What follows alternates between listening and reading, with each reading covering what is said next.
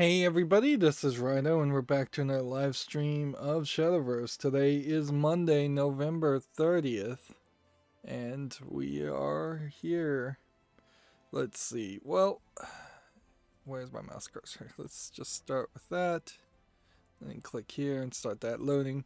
I in my efforts over the weekend to work on my server managed to screw up my router configuration and load up a old settings, which may not be a terrible thing because somebody was definitely trying to hack into my router, and I don't know why they were being given access at all. I was trying very hard to make sure that the firewall would not allow external access to the SSH server, and yet something was bouncing a port back towards it. They were somehow connecting through external ports and then routing it, forwarding a packet somehow to uh, from the outside to the inside to then try and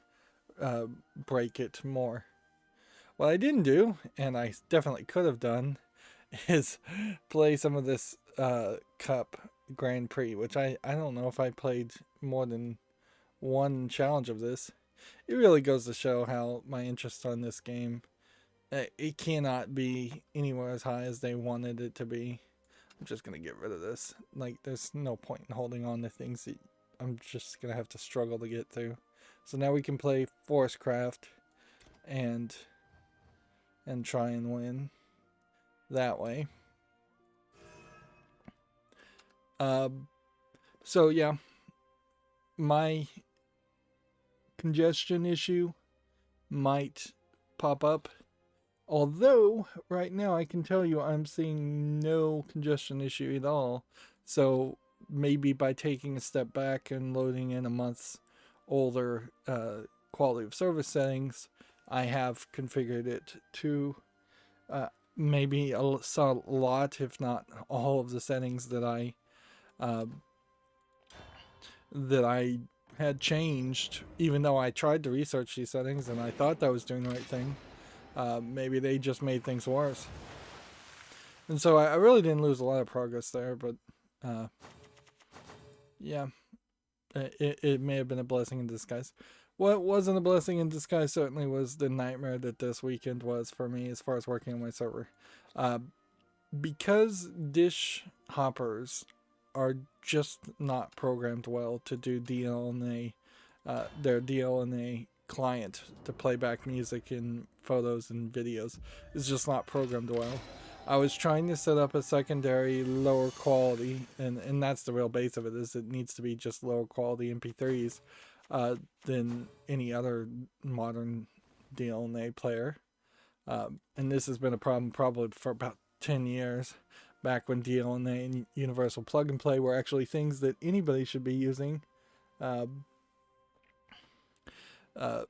but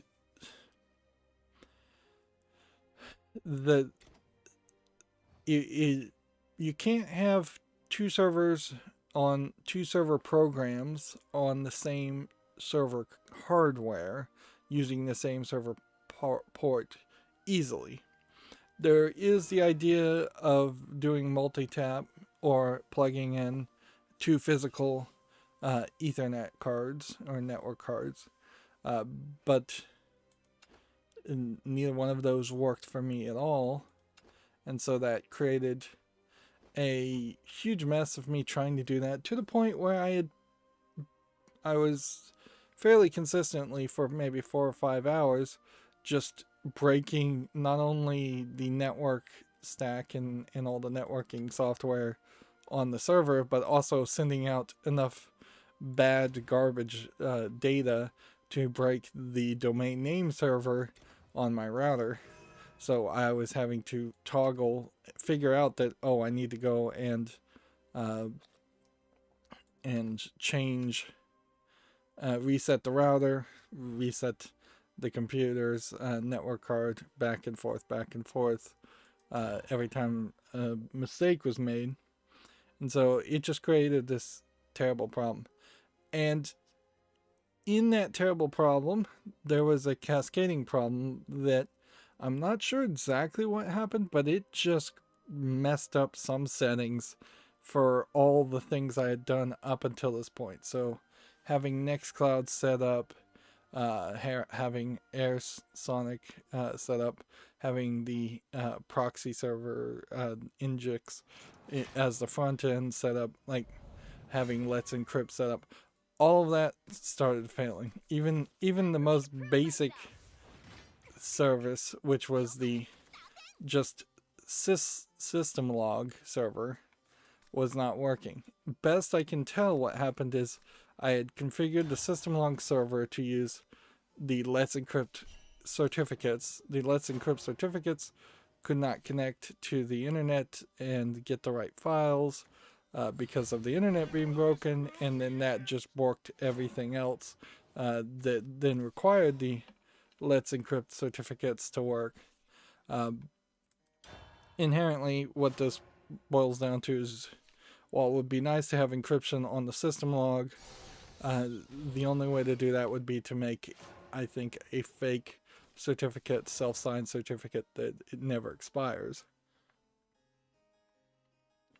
And that might be better than nothing, and that might be a project for another day, assuming I have any more energy or thought into working on that. I'd rather kind of go forward and get the last 4 or 5 servers for the server programs to running and just be done with it. But yeah, it was a lot of 2 steps back, 1 step forward over the weekend. A lot of frustration and 0 as far as playing video games. I do think this weekend I will play more video games. It's also fair to say that over the weekend it was Black Friday, and right now is technically Cyber Monday. There's really no sales. The one thing I could say is if you're into making and being a maker, there's like a 15% store-wide sale of everything in stock at Adafruit, which, those being such a niche those being so niche as far as the audience there, it would be reasonable there to say you're probably not going to get a lot of sales for Adafruit items, but also like hard to justify certainly right now doing makerspace style or STEM projects. It's really hard to justify spending any money at all for anybody. Let's see. Yeah, and depending how things go in the future, any one of us, but just looking at my potential future even, there could be some point in a potential future, near term future, where things are just financially really, really bad. And certainly the concept of making a YouTube channel that would give you nice passive income has failed kind of miserably there. So I don't know what else I could really do and as far as making a YouTube channel that succeeds. I could certainly get into e-begging a lot, but in all honesty, if it does get to that point, then like I could put up a live video that says something like, well, I need 1,000 Patreons giving at least $3, $4 minimum. Otherwise, I have to potentially stop making content altogether. or become more likely just really flippant about making content. Or more flippant than I already am.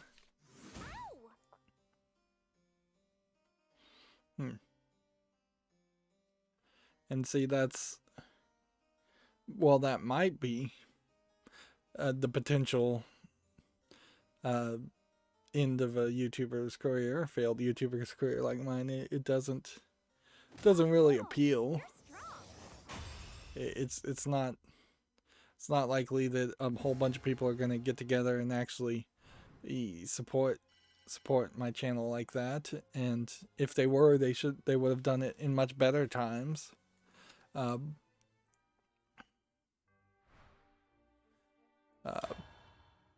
So yeah, I've had a Patreon for at least a year and a half, and the phrasing on my Patreon specifically says, "Don't give me money if you don't have the money to spare." And boy, was that prescient, because that was way before this current depression. Although, in all fairness, it's not like the economy has ever been great for middle class or lower class citizens in the United States or the world in a very long time.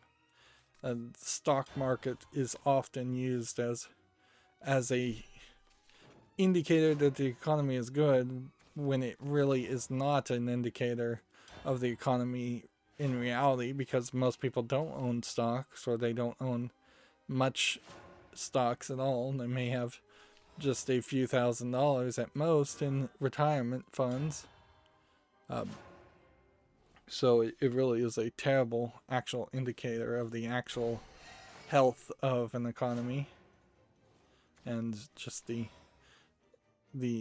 actual level of poverty.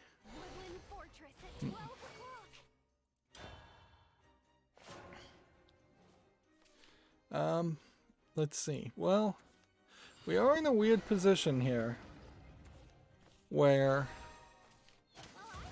I think I'm gonna run out of news fairly quickly. Even more than I usually think that, and usually I'm proven completely wrong on that factor. But yeah, over the weekend there really wasn't a lot of video game news to happen, and so I think we're gonna cover it, and then let's just cover it at our normal attempt to get through it as quickly as possible pace. And then I think I want to reevaluate, and maybe we'll do the single player challenges on this, or maybe we'll just play a little bit more. Okay. Let's see. Summon a fairy. Deal 1 damage to enemy follower.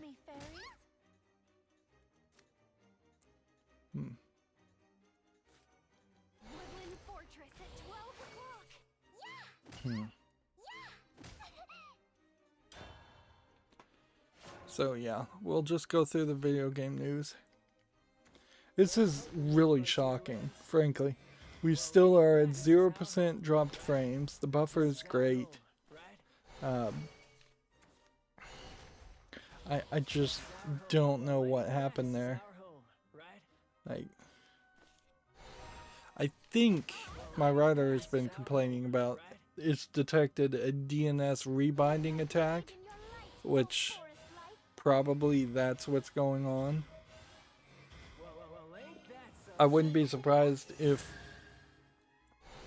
my IP got on some list, or if this is just the specific time in which they are trying to hack everybody, because, you know, now would be the time, wouldn't it, that you would try to potentially compromise some people. Alright. I can do 5 and then another 5, 4, so.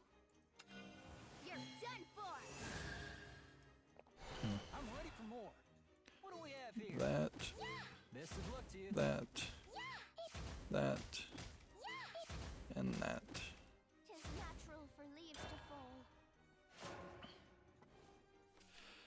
Here we have a Gamatsu article.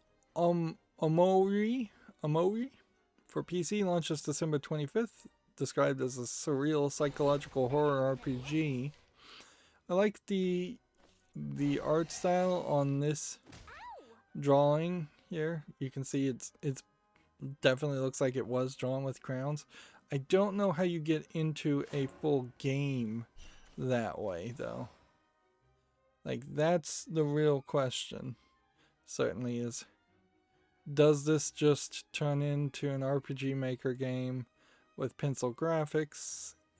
It kinda looks like that. Yeah, I'm not sure that I really think there's something here. But I guess I really don't have to judge it, prejudging it. It would be really hard to have an animation style like that in a video game. You would have to make some kind of engine that is just specifically designed to take regular 3D models and rasterize them, I think would be the right term, to draw over them and stretch on them. And make it look like crayons. And we've seen some filters certainly in games that have done that, like the Borderlands filter and the way things look was probably not really groundbreaking technological, but groundbreaking certainly in the idea that not every RPG first-person shooter game or third-person shooter game, I think it actually has to look exactly like every other game.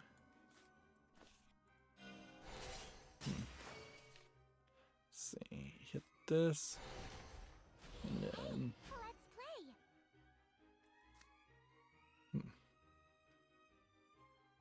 reduce damage from effects to 0. Okay, well then let's do this.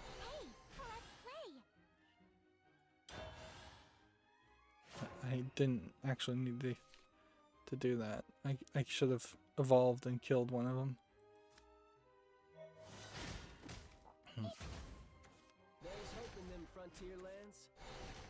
Let's see, next we have a game on Steam here called Ronna Star, or Ronna Star Adventure. I don't know how you'd pronounce that, really.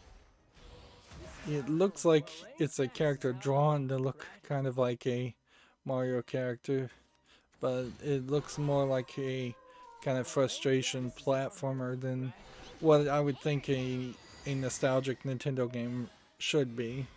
In all fairness, Mario Brothers, the lost levels of Mario, and of the original Mario 2 that are called the lost levels in the West, and there definitely are some points even in Mario 3 that are fairly frustration-based platforming, but in a weird way, later iterations in the Mario series has created the feeling that the original Mario games were easier than they were, or should be easier to be properly honored, I suppose is might be the best way to say that. Right, well, if I do this and then I evolve this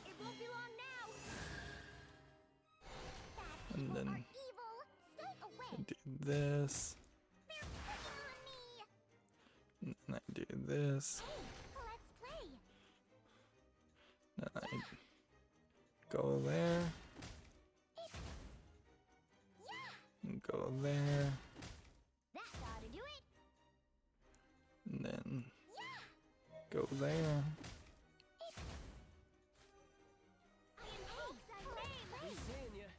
do that,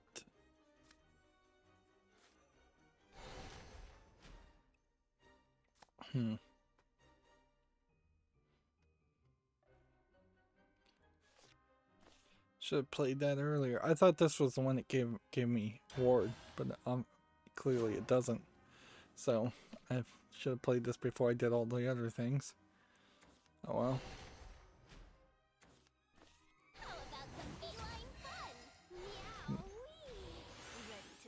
She's like playing a cat deck. Interesting. At least a lot of the cards are cat girls. See, that's one of the weird things about having like a thematic deck in a collectible card game, is that you could certainly play a deck full of just cat girls in Shadowverse easily, or fairies, but really you're not likely to win with that. You need to be able to mix and match and play the best cards that are available. So it creates one kind of player that's playing for fun that is potentially always going to lose, and one player that's playing to win. Unfortunately, the playing for fun people, particularly in Shadowverse, are never rewarded. Like every single reward daily mission is built around either at least evolving a character, if not more likely winning an actual game. And even if you play on the unranked, you're not getting random victories where people are just playing for fun. You're still just playing against desperate people, often me, in that group, who want a victory but figure they might get one easier without playing ranked. Moving on, we have a game on Steam here called Rise of the Samurai in VR.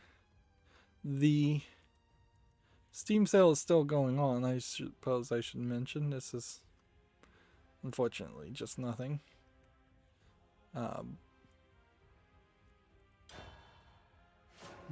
I did hear some numbers in general saying that like the number of people that actually went to stores for Black Friday was down like 52% in the United States, which really should have been 0%, frankly, but it is also kind of chilling to see that there was either one way you could look at it. There was 52% of excess in spending and shopping on Black Friday every year up until this point, or compared to last year. It was probably compared to last year. Or there's 52% of people are not confident enough to go to stores, either financially confident or just medically confident, and that is the right attitude to take. Speaking of pandemics, here we have a game on Steam called Day of Vaccination, which I think Steam's going to have to really address games like this. It doesn't seem like this is even that bad of a game. It doesn't seem like this is as good of a game that I'd actually want to play it, but $10.99, English only. Top down, twin stick shooter, bullet hell shooter.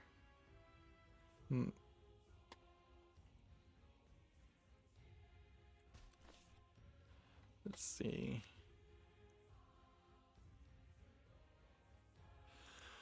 Do I want to recover play points, or do I want to summon this, or do I want to destroy something? I think we destroy something and hit that.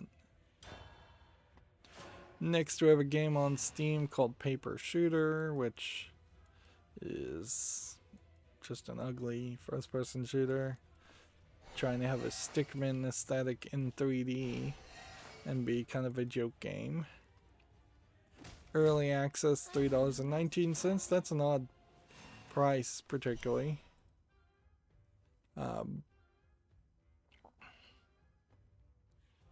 Next, we have a game called Get Ogre It, where apparently the characters will pathfind towards you and eventually run you over, and you have to try and escape, which kind of feels like a just cheap clone of something like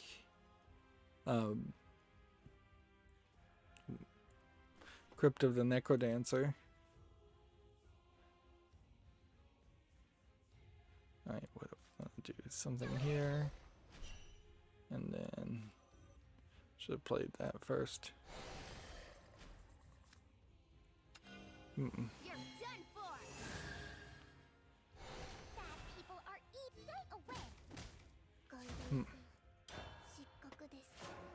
away. Yeah, I don't see anything as far as get over it that would make that interesting enough of an experience where you're literally just walking around. Seems like you swap colors, and in swapping colors you switch between. Yeah, it seems like at some point you swap to a blue ogre, and at some points you swap to a pink human, and then in that sense you swap who's actually chasing after you, but somebody's always chasing after you. There's probably a reason why there aren't too many chase sequences in video games. That's just... It can be slightly interesting to have an action-packed chase sequence, but it also is potentially just going to be frustrating.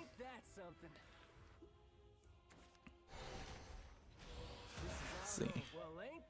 Next, we have a game on Steam called Hello from the Darkness, or From Darkness, which is an asset flip horror game with creepy faces that look at you and you have to run away from them.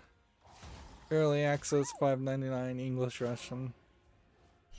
Some of these low effort games really are just like, what if we took a game that a kindergartner might want to play on the playground, or something that a kindergartner in the old days might have wanted to play on the playground, and can we turn that into a digital something or other that we can sell? Because like a lot of these horror games are just hide and go seek, or peekaboo, or chase, or some combination of those, which is really simplistic, really not something that you could make into much of a game. Even some of the Minecraft mods, which are fairly popular, like that are just hide and seek, and they straight up say they're hide and seek.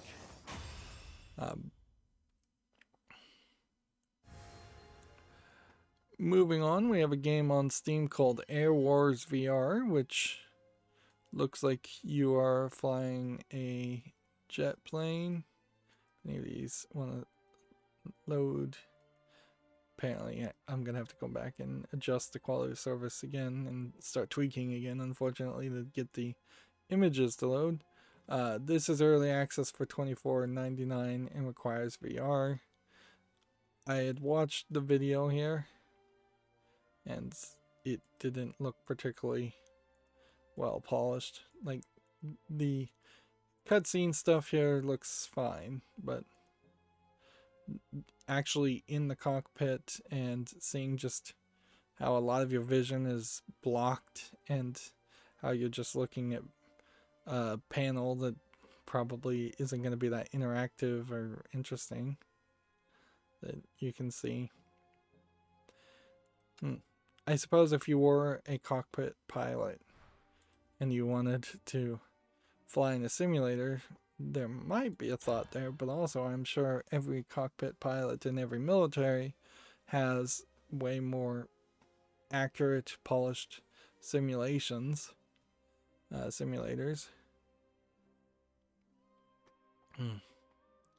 Next, we have a game on Steam here called Chimera Puzzle Island, which is a pictocross game, but I do have to kind of applaud the way this looks. This looks like there's actual characters, actual text that's going on, and actual even story. This might be the merger of what was supposed to be an RPG and became a pictocross game, which I don't know if that isn't a great idea. $8.09 is a little expensive, certainly.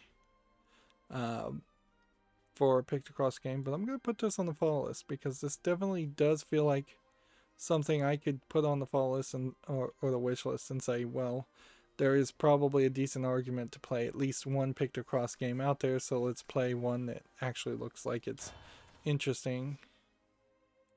And apparently the follow button's not working right now.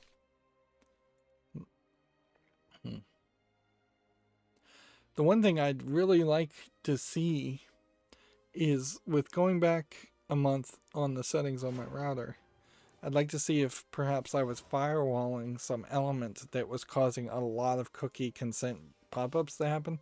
I'm not sure that's really the case. I think the GDPR is coming into full effect at the beginning of next year, 2021, and every single website is desperately trying to get people to click OK and consent to having their data scraped and collected. Which, while that may be very annoying to start seeing all these consent pop-ups, it might also open up a lot of people's eyes to just how much data was being extracted. I believe I heard at one point, like, your data is valued somewhere around like $52 to Google or Facebook or one of those big companies. That's pretty much how much money they are making by selling your data in aggregate to advertisers.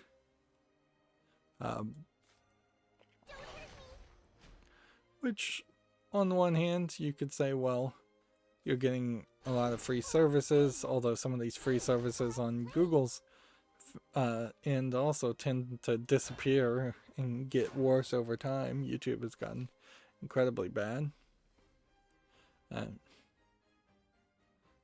The algorithm's gotten particularly bad now that I'm not seeing so many ads, but the ads were getting terrible too.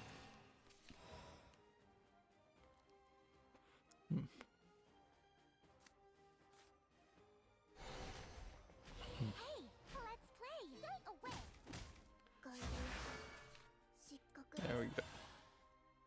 Next we have a game on Steam here called AVI, which looks like just a dark screenshot horror game. Low polygon, probably low effort. It's free.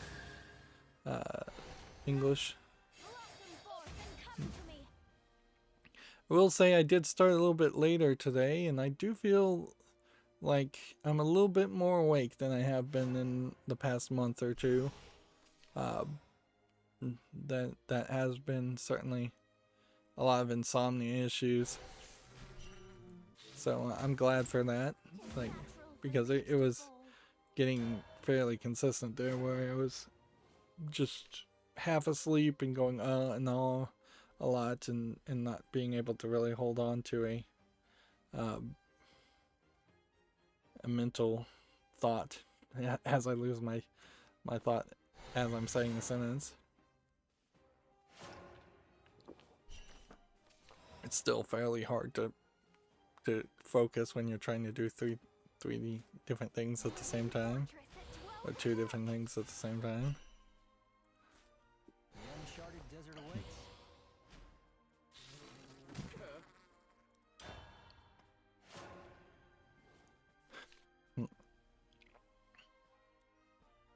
Next we have a game on Steam here called Crazy Fun Ball, which just looks like a shape game, physics game of some sort. Doesn't look particularly appealing. $4.49 is laughable. English only. It's kind of like a 3D effort at several arcade games, which at the end of the day, that's not a terrible idea.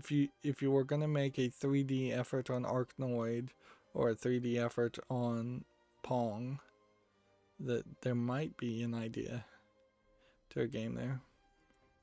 But I don't think that really is enough. Because at a certain point, Rocket League is a 3D effort to create something like Pong. And that's the level of the polish that you would really need to create. Okay. Let's see. Do we want to do this? Let's play. And then this. And then this, I guess. And then the turn. Gamatsu has an article here. Wizardry voice actors are announced for iOS and Android. The latest entry in the long-running RPG series. I assume Wizardry. Oh, I guess it is VA, not voice actors. I thought they were talking about the voice actors.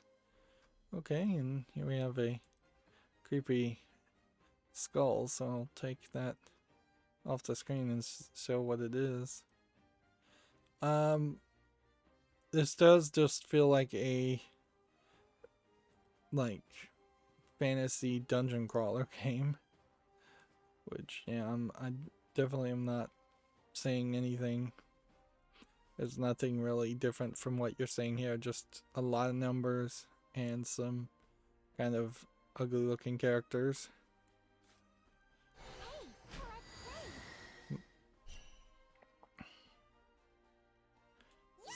That and that, and then the turn.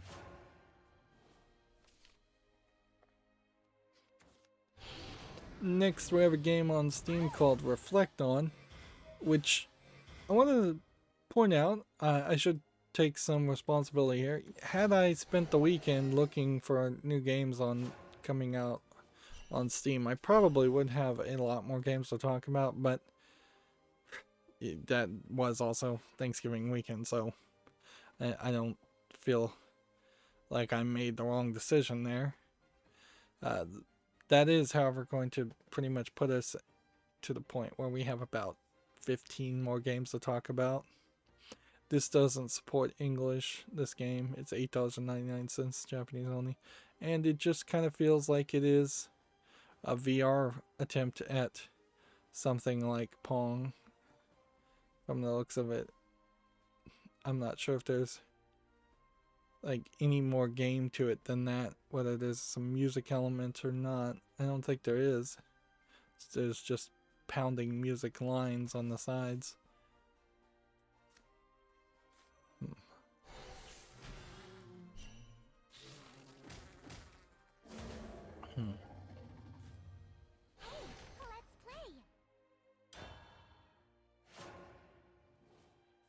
Let's see. Next, Gematsu has an article. Every day today's menu for the Imiya family is further delayed in Japan, no longer due out in 2020. I believe this is the Cooking Fate Stay Night spin-off game. There's a Shinron Kagura cooking game that I saw some footage of, and I was thinking about maybe getting that, but I don't know. Yeah. It did definitely feel like, even for a cooking game, being in the Shinron Kagura series, it's going to have some loot elements, so it probably would still be a little dangerous to put on YouTube.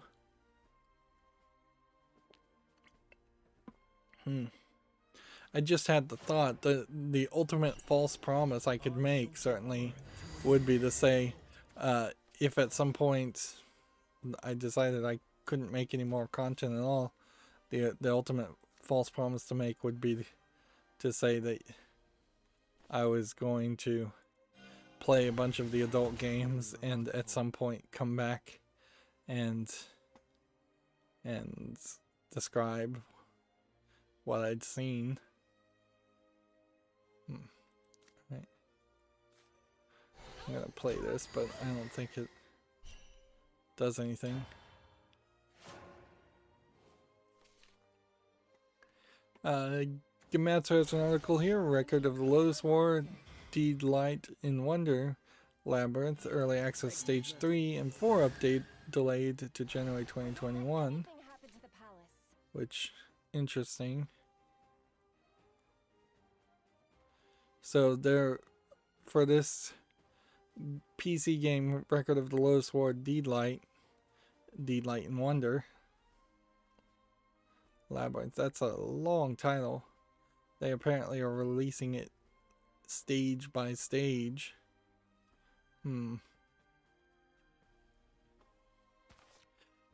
Yeah. I imagine the part of the false promise, if I was gonna say I'm gonna just go through my library and play all the adult things at my own leisure, and if I ever come back years later to my YouTube channel, I'll mention them. Which that really wouldn't work. It would require me to just make footage and sit on the footage.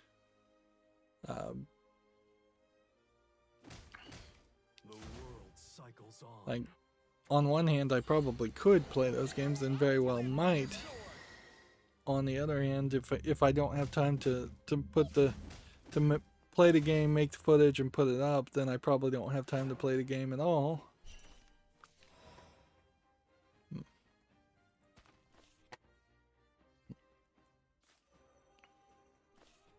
Let's hit this one and hope that one's not immune to damage.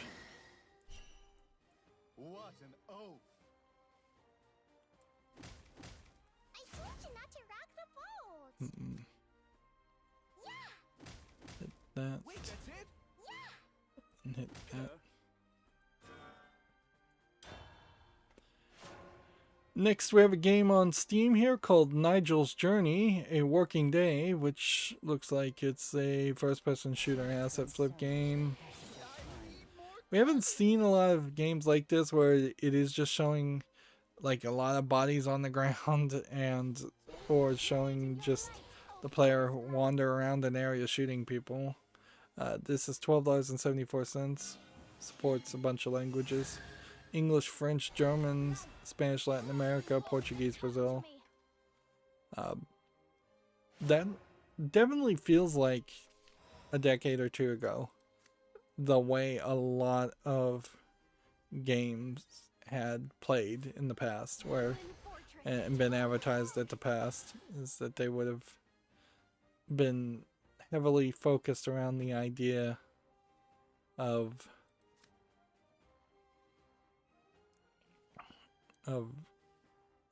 selling themselves as a super violent game that is just all about the shooting and all about the violence. You're done for. There we go. Ooh, a baby bird. Gotta report this lickety split. There we go. For leaves to fall. A lot of these characters talk way too much, and they need much shorter, piffy lines of dialogue. And maybe in Japanese, that translates a lot better, and they do talk a little bit faster or say more in fewer sounds. But in English, you definitely have sound effects that start overlapping and start getting repetitive. Next, we have a game on Steam here called Holomass Z Notebook, which is tagged as a puzzle detective war game. And to me, it looks like it is either a very weird Japanese game, but my bet would be Chinese game trying to look like a weird Japanese game. Like, the video here, it's really not showing a lot, and you see in the video, you're seeing a lot of text on the screen and black backgrounds. English is not supported, $4.99. Chinese, yeah.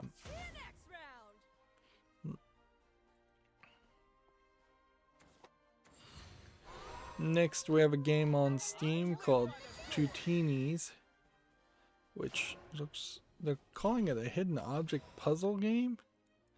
I don't see why it would be a hidden object game. There's nothing here that looks like hidden object game. This looks like a kid focused adventure game. $24.99. Norwegian full audio. Interesting. We don't see a lot of those. I'm gonna put this on the follow list, but there is definitely a question, certainly on the price there and whether you're actually gonna get a decent value. Like that. And play that. And then let's see. It won't be long now. This is the only way out of the woods. That's strange. Hit that one. Not to rock the boat. Hit that one. Wait, that's it? In the turn.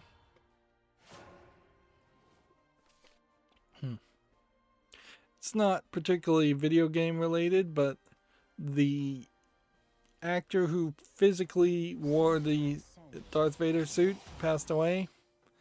He was not the actor who did the voice, nor was he the actor who was unmasked at the point that they did unmask Darth Vader. But yeah, more and more Star Wars actors and just actors of movies of that era are going to pretty much pass away because they would have been either really, really old or really, really young. Well, they could have been in the middle of those two things. But even the actors who were really young, like Luke, the actor who played Luke, is now fairly old. So yeah, that's just gonna happen. And there's certainly, I think, a level of a lack of interest in a lot of movies once you start to get into the late 90s. Maybe you can get a few things, but if an actor who was in let's see, like one of the Twilight movies, one of those actresses, or which was really popular at the time, if one of those actors passed away right now, it would be certainly a tragedy because they'd be so young, but it also would almost certainly not be anywhere as impactful to society in general. Even fans of the Twilight series more than likely have moved on, and that is kind of the problem of perhaps targeting young female audience versus young male audience, in the sense that males tend to be more obsessive and lock into fandoms for their entire lifetime, where females audiences, generally speaking, tend to have a little bit more sense, and while they may lock into some fandom mania in a short year or two process, they eventually grow out of it.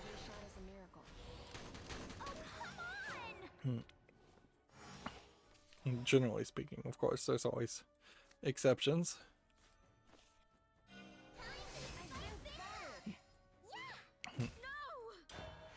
But I also wouldn't be surprised if the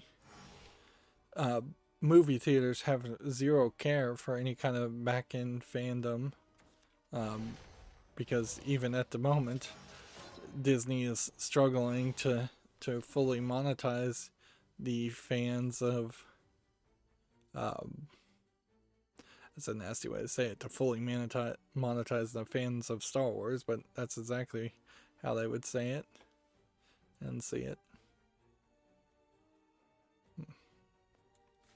1, 2, 3, and hit. Next, we have a game called Attack of the Mechadonk, the Ultimate Donkey, which is just a side shooter with a joke aspect to it. 99 cents, English only. Weirdly, that's like the only cheap low effort game we've seen so far today. Everything else has been particularly expensive. Still have not dropped a single frame. Man, I must have just really borked up some settings. Either that or just nobody is online on Cyber Monday, which maybe that is the case. Next we have a TechRaptor article, Stargaze review, which, let's see what they have to say. Is this a VR game? It kind of looks like a VR game. I vaguely recall something like this. They gave it an 8.0. Stargaze is a fantastically unique approach to space exploration featuring inventive puzzles, unique worlds, and a charming personality. Let's see. The pros are the original interpretation of its source material. So what is it based off of? Super endearing aesthetic and unique approach to space exploration. The con, and there's only one, which is weird for a TechRaptor article. They usually stretch to make sure they have 3 pros and 3 cons. The con is it doesn't make the most of VR capabilities.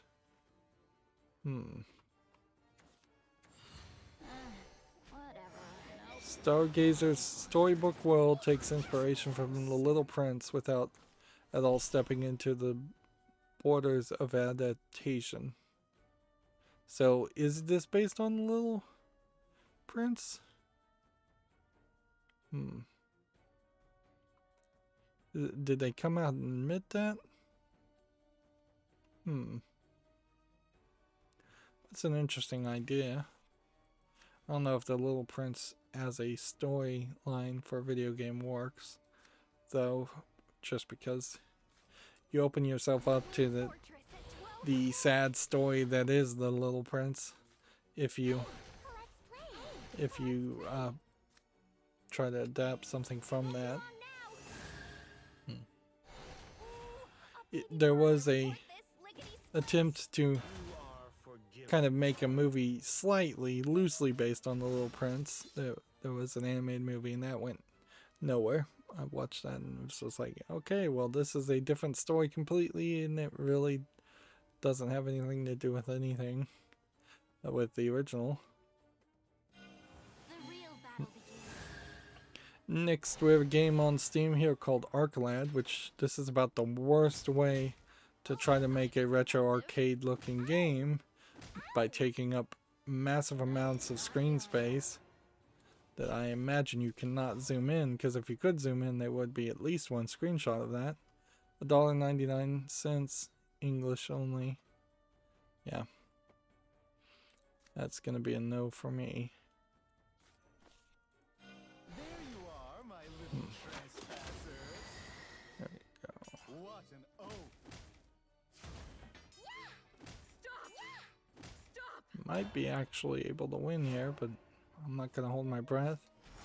TechRaptor has a review here for Immortals Phoenix Rising, which this definitely looked like a Kid Icarus game in all but name. So the question is, will it really play like that? Let's see, we got an official trailer here. Let's jump around this and see what the trailer looks like here. You got flying creatures, demons. You have this lady. She grabs the sword. And when she pulls it, she doesn't immediately grow wings, which is what I was kind of expecting. You don't get a lot of stories where there are kids or it's a land just besieged with monsters and the humans are on the edge of nearly dying. This feels a lot more like a Shadow of Colossus game where you're going to spend a significant portion of the game not having the ability to fly. So, feels like it might be slightly deceptive. It's just funny, they're thinking here, but I'm not getting any drop frames. Like, my network seems to be perfect. Cool.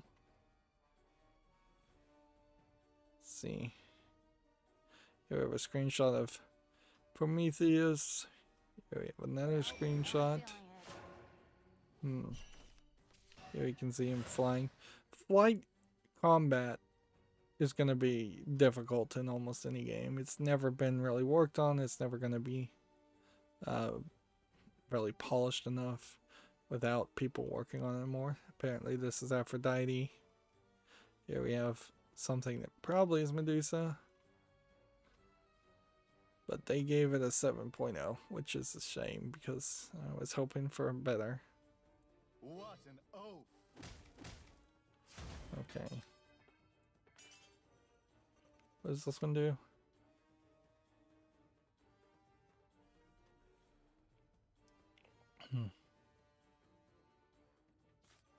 It might be dry, but it's home. Okay. Hit that. And hit that. So they gave Immortals a Phoenix Rising a 7.0. They say it's a vast and entertaining adventure with excellent gameplay. Unfortunately, the storyline and quest systems are weak and the game feels rushed. It's a fun game, but one that lives in Breath of the Wild's shadow. Well, for a PC gamer, that still might be good enough to justify sticking to, frankly. The pros are satisfying and rich combat mechanics, good. Traveling that huge map is a joy, and there's rewarding puzzles. Cons, there's a terrible quest system, there's a distinct lack of polish, and there's repetitive gameplay. Right. What an oath!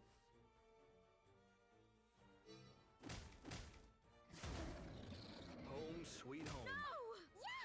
This is gonna wreck me.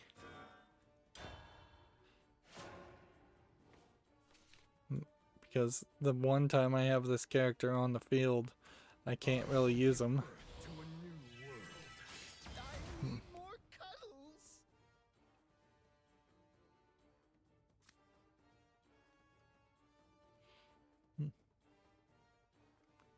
Deal 3 damage to all enemies. Can't be targeted by enemies or attacked. Well, how could I evolve this when I have no evolve points? I can't. Can I? See, next we have a game on Steam here called Finding Brenda Episode 1, which looks like it's an asset flip game where you maybe play as a zombie, which there might be a thought there. Coming soon, English and German. If you were going to play as a zombie, Thus, the world there's a real question as far as just how you see that work and how you make that work. Like, see, I guess I could have attacked that, and then I could have had 4 of these, and then I could have done that, and then it would have only killed 1 of those. cycles on.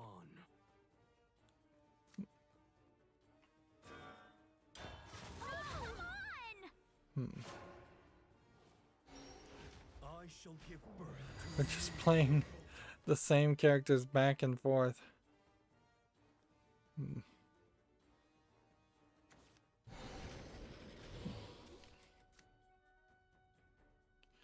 No fairies in my hand. This armor's turning out pretty useful. Oh, come on! Ow! You're strong. If you were going to play as a zombie, it almost certainly has to be kind of a jokey game. It can't be that serious. Or if you try to go serious, you're going to have to be very, very careful on the level of seriousness there.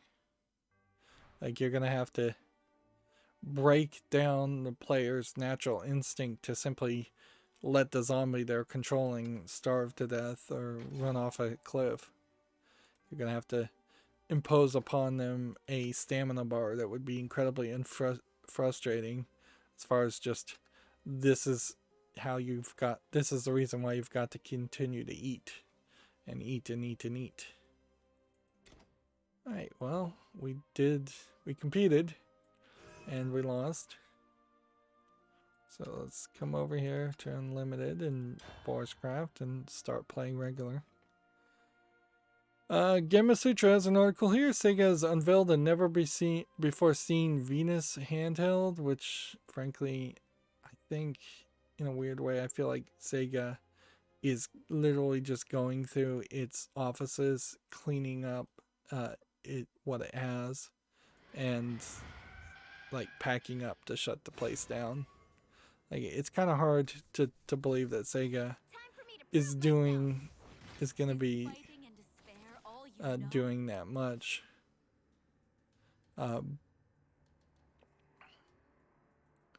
With all of their arcades shut down because of the pandemic, and Sega hasn't been done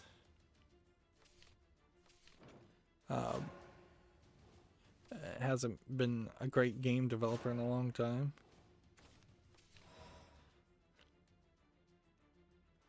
So, like, this guy is just basically giving you the explanation on how they named a lot of their systems, which, you know, like, or at least code named them, like the Sega Genesis, and explaining that I guess a lot of these were developed and named after planets, which at a certain point I suppose they may have very well run out of planets if they had kept on making consoles. Regardless, I believe this is the unit that has never been seen before, which very well means there's just like one prototype. It looks a lot like the Game Gear, so it might have been a mid-tier concept after the Game Gear or before the Game Gear.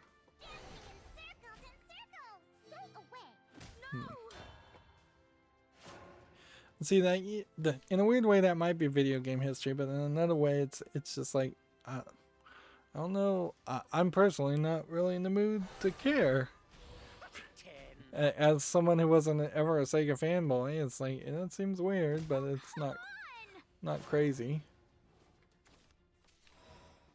I feel like there's unlikely to be any happy revelations in the video game industry as far as past history.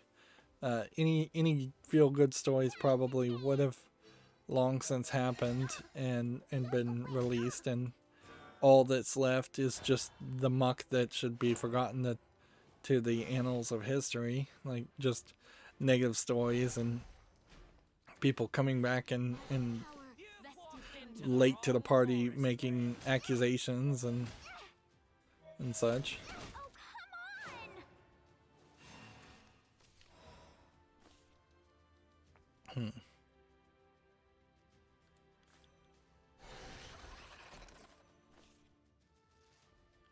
Let's see. Hey, let's play. Time to dance.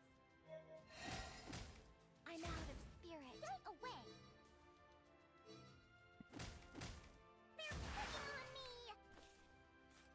Hey, let's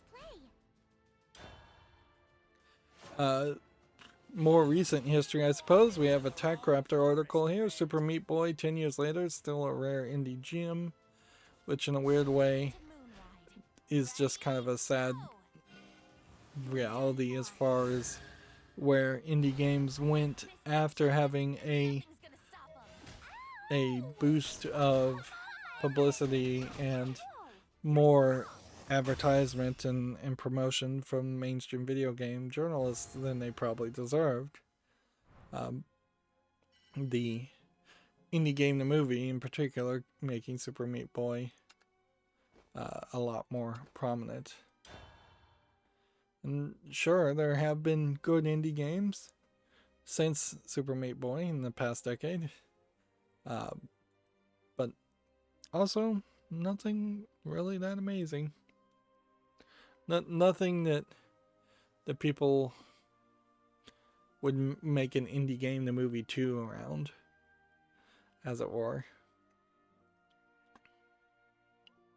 I feel like also having a documentary crew make a movie around indie game development is totally wrong, because now pretty much anybody could do that by themselves just via YouTube. In a lot of ways, that's what the Yandere Simulator developer is really doing, is just giving monthly updates on whatever programming he's doing. And I imagine that there are some indie developers out there that are straight up just programming code and live streaming it. That'd be a weird thing to potentially program code while live streaming it, but honestly, you probably would not create much of a problem there. You could always have like secret header files that aren't being shown, which could be probably fairly easily reverse engineered, but not worth the effort. And if you were live streaming that you were typing code, then someone would have to either scan that frame by frame, the footage, to type the code back in. And again, it probably wouldn't be worth it. In a lot of ways, that's also very unstructured, so maybe there wouldn't be a lot of demand to see someone directly code compared to someone giving a weekly update. There is one person that kind of directly codes and does a weekly update at the same time, and he doesn't really show his code that much, or even really focus on that. That probably does make a better stream.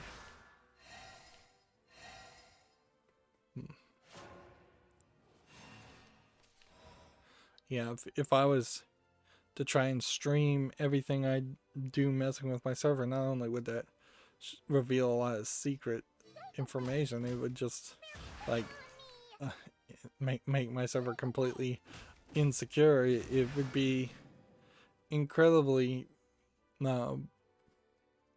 just poor entertainment and unstructured, boring footage. Like, what I do in my home lab is very much experimentation on the science level, and then the experimentation then has to be compiled into results and released as a lesson or as a paper in science, and that would be where the work would double effectively, because you'd have to go and figure out what I would have to figure out what I had programmed, what I had done, and to be able to accurately describe it. My hopes to be better at recording and documenting what I'm working on have yet to be engaged. I still have a slight chance that I might be able to do something like that, but this weekend is kind of also a great example of a situation where I spent at least half the weekend barking up the wrong tree, so there's total room for failure in a scenario like that. And somebody would have to work their way through all of that and figure out what is the good information versus what is the bad information. And certainly you might need to do 3, 4, 5 times more research to figure out why something worked and why it's the right method, if it's the right method, which often I imagine my solutions are kludges together, and in IT in general a lot of solutions are just kludges together, and that there is highly likely a better way to do things, but you won't know it, or it will be just not worth the effort to implement it. Do you know the eternal voice? Oh, come on! Oh, come on! Okay. This is gonna kill me every turn. Do I have anything I can do? I could do this on the 10th turn. I can do this next turn. But these guys are going to do 6 damage. More cuddles. If he can get back up to 30 I'll love you down to the bone. skeletons. I'll be home soon.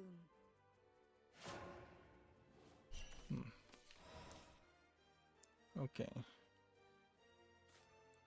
Hey, let's play. Yeah. No more corpses. TechRaptor has a review here for Cronus Before the Ashes, which looks like it might be a fantasy kind of game, but actually more of a post-apocalypse game.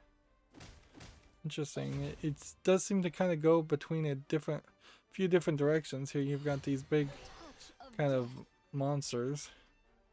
They give it a 7.0 too. Yeah, it's probably no coincidence that this is the week after Black Friday that these games are coming out, or yeah, I guess the weekend of Black Friday that these games are coming out.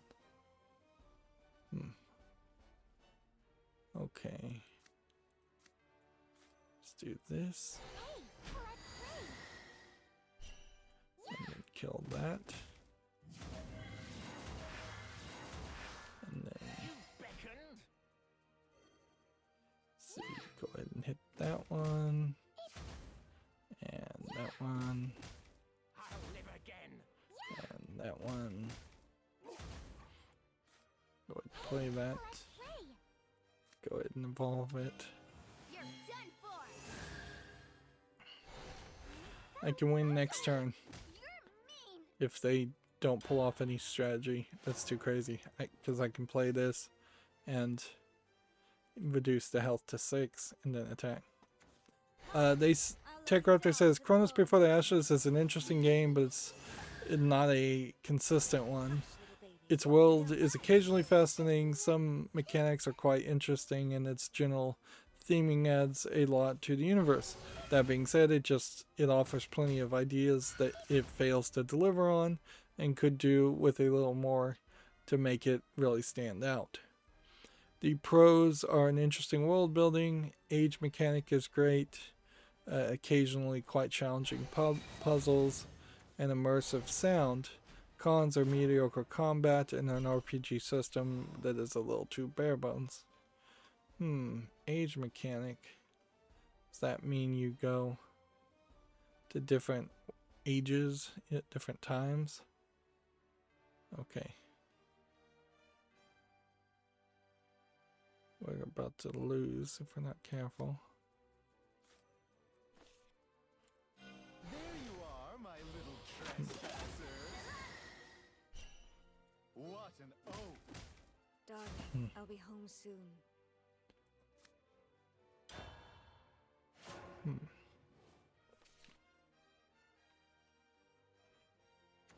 you know the eternal I'm scanning the article here, trying to see what the age mechanic is. It could also be the character's age. Hush, little baby. Don't say a word. I've seen them. 4 more skulls and he'll wreck me.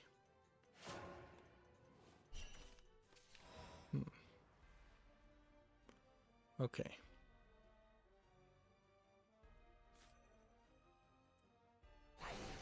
I've actually won. Everything decays. Because I can evolve this. Bear the suffering I of can them to attack suffer, that. to pain. And then I can attack that. You're too strong. I guess it's that the character ages, because it says, like your character, Cronus itself has has aged somewhat poorly, whilst the puzzle's still fresh and great. Combat is mediocre. Is this an older game? This is an older game. I don't recognize it. Let's see. Let's battle again. Gotta stick with Forestcraft. Maybe we'll get some quick disconnects. Gamma Sutra has an article. A Saudi Arabian charity, MISK, has acquired a 33.3% stake in SNK. The Crown Prince of Saudi Arabia, Mohammed bin Salman, purchased also a 33.3% stake in it through his charity. Okay, so apparently it is his charity. I was going to make the baseless accusation that it was more than likely that this charity had bought it for the prince, but they're saying directly that they did it on the up and up. It would have also been fairly weird if 66.6% of the company had been bought. I suppose it's also worth mentioning that SNK was rebranded in 2016 after being acquired by Chinese investors and has yet to comment on the deal publicly. So SNK has been basically dead since 2016, which honestly it's probably been dead a lot earlier than that. As far as an actual video game company.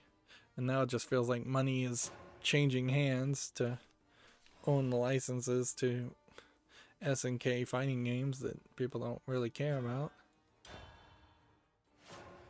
I wouldn't be surprised if what happens is they try to have a SNK themed fighting tournament in Saudi Arabia and around in other places around the world as a way of potentially gaining influence and celebrity. I honestly wouldn't be surprised if we start to see Middle Eastern countries and just a lot of countries trying to have Olympic style events that completely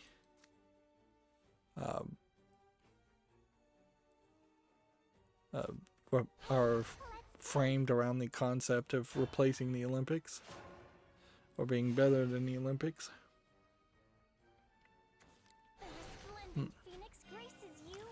Chick Raptor has an article here. Doom Eternal rips and tears its way to Switch on December 8th. Or you could just say it's coming to the Switch on December 8th instead of getting cutesy with it.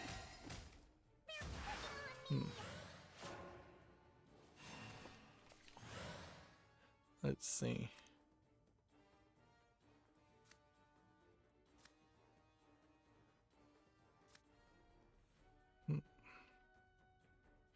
This costs 2. So I'm going to take it at that discounted price.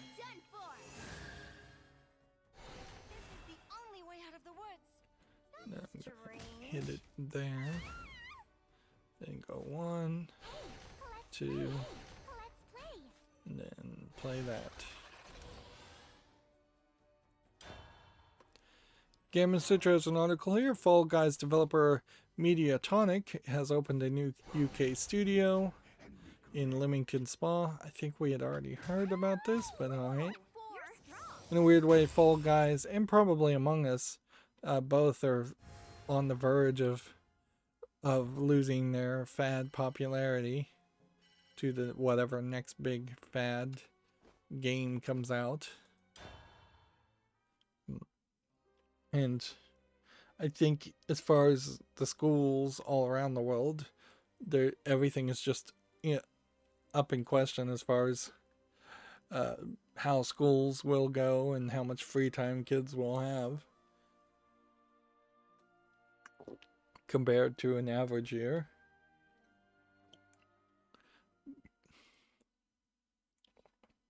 Next, we have a game on Steam here called Algebra Ridge. It's actually a little surprising that we haven't seen more cases of low effort, quickly made educational games being put on Steam, which is pretty much all this is. What's funny, I would say here is 7 plus 5 is not really what I would consider algebra. I think generally that more falls under the category of simple math in my mind, and algebra has to have missing variables of import. Certainly you could say 7 plus 5 equals x and turn it into something that sounds like algebra, but it probably technically does fall under algebra, but it definitely wouldn't. If I was going to do algebra 101, I wouldn't be surprised. I'd be very surprised if they were asking me 7 plus 5. This game is selling for $9.99, English only. Yeah, nothing here. It really would be like the perfect time for Nintendo to come out with like a Mario teaches algebra, Mario teaches words type games. Like,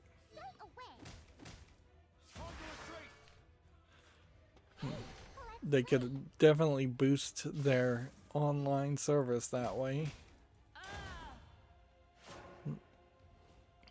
Gematsu has Atelier Ryza 2, Lost Legends, and the Secret Fairy. Digital Deluxe Edition costumes have been displayed in gameplay. So here you have the band of the characters. I believe this is the main girl who was shown in Atelier 1 a lot, and I believe all of these groups of friends were younger, and so now they've kind of grown up. Either that or they've managed to not have the one character. Like here she is. So yep. I probably should try and play Atelier Ryza 1. Like, it definitely has the appeal. I could certainly see a bigger interest in playing Atelier than something like Monster Hunter, which is just a little too exhausting on the face of it, and it's just going to be fighting characters. They really went crazy with the costume packs, but heck, that is Japanese games in a nutshell, isn't it?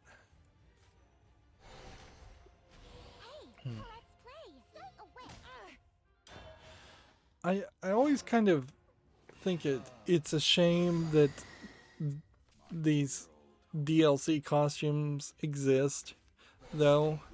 It would make a lot more sense if there was 3 competing standards at most of just kind of open standards, don't have to be open source programs that imported 3D models and costumes. And they're probably at the core of them, if you could decrypt a video game, there probably are just like 3 standards as far as anybody could have a costume and anybody could put it in any game that they cared about, they wanted. But unfortunately, that's not the open source way that is the open source way that has not been embraced by the closed source game developing community, of which is almost all of the gaming development community. But yeah, it would certainly be nice if I went and bought a Sonic game and with that came the default costume of Sonic, and then if I wanted to, I could put that in a Mario game. It would also open the door to people understanding mods, which we still have a fairly high problem of the general populace not understanding that games can be modded to effectively show or do anything. So it is very possible that something that was not approved by the game developer looks like it was approved by the game developer and put into the game, which is what exactly, to my understanding, happened with the hot coffee mod. Although I think there may have been some internal content there. I don't think all of it was there. TechRaptor has an interesting article here. No more PlayStation 5s are getting shipped to Australia this year. Which are alright. Yeah, I doubt this has anything to do with animosity between Australia and Japan, although that tends to be the case for some of this stuff. Or probably even too much with as far as the excessive like censorship that happens on games in Australia, or any conflict that the US might have, the US branch of Sony Interactive Entertainment might have with Australia. I imagine that it really is just a case of the shipments are not able to be fulfilled. Next, we have a game on Steam here called Alien World Millionaire, which looks like it's a Mario Party attempt of the game, but really it's just a Chinese kind of asset flip game that goes all over the place. Early access, English not supported, $1.79, Chinese only.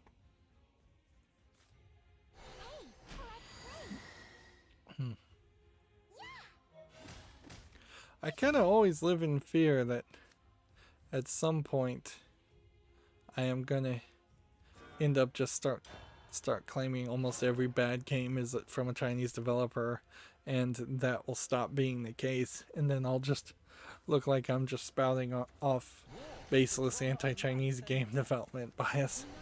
But yeah, that's not the case yet. Certainly.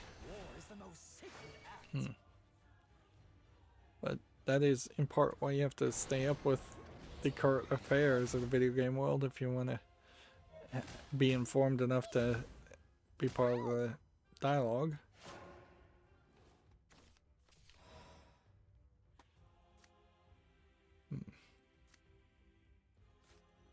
Let's go to the ends of the earth. The power of nature. A fitting end. Don't hurt me. Hey, let's play. See, and if I evolve one of these, It won't be long now. it's not gonna save me. Bad Like, people are evil. Stay because you go in and clash that and it dies, and so. They're picking on me. Hey, let's play. TechRaptor has a review here for the game Empire of Sin. I believe this is kind of an XCOM game, if I recall correctly, in which you're playing as bootleggers back in Prohibition era type mobsters. They gave it an 8.5. That's a fairly high rating for a game in general, let alone one coming out right now. Seriously, is there anything else we can do besides play Forestcraft? Runecraft, I suppose. Let's try Runecraft.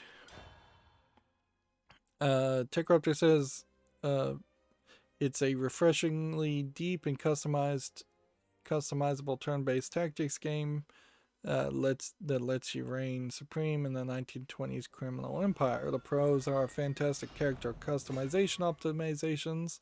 The economy and world building is an enjoyable process, and open world style allows much more freedom in decision making. The cons is the polish seems lacking during combat, and large wars can feel sluggish due to forced combat. But once again, 8.5. Gamatsu has an article here. The Good Life launches in the summer of 2021. This is the, I believe, Swery game, where you are basically playing as this girl who's just kind of trying to get her life straight, I think. And she, I think, turns into a cat at night. And also, this, I believe, was the game where he wanted to make her have to buy feminine healthcare products and just pay for her for general life needed groceries and expenses, which it's a weird sweary game, definitely, from the description there. I'm not sure there's actually enough of a game, though. That's the real question, and I don't think until I start seeing reviews I'll get the answer there. Is there really an adventure here, or is there really something to discover? Are you just doing normal human things that are as boring as normal human things tend to be?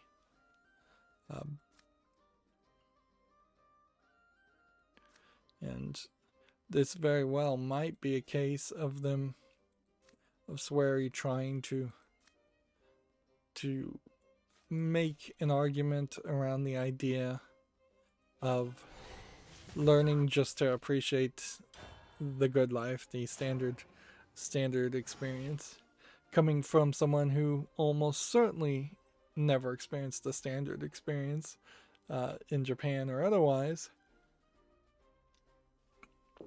considering how he's managed to become a niche, well-known developer with enough clout to get a game like this funded and made, and enough clout to get people to actually play it. Because on the description of it in general, this would not make it past most people's smell test.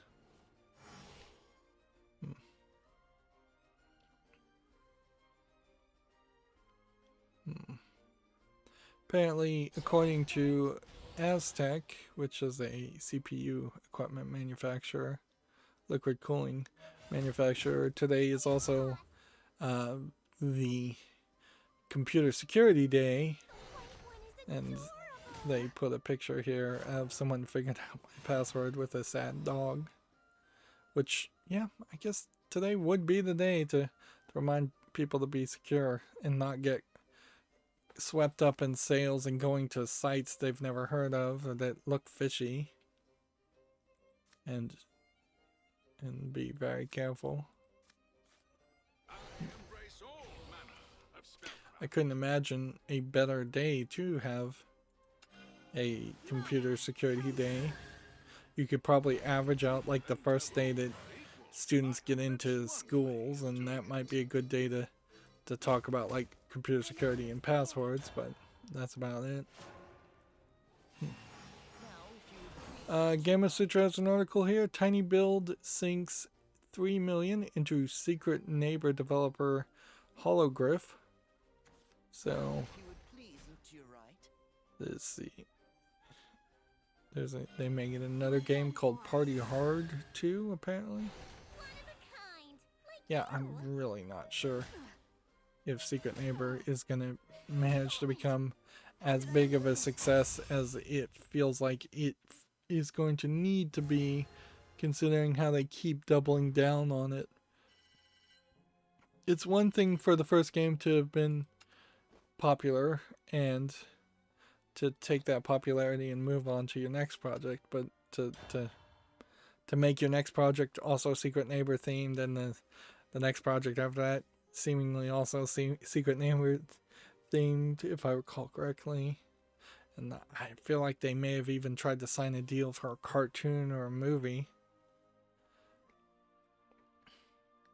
Here we have a game on Komatsu. Re-Legend launches spring 2021 with its first Switch gameplay.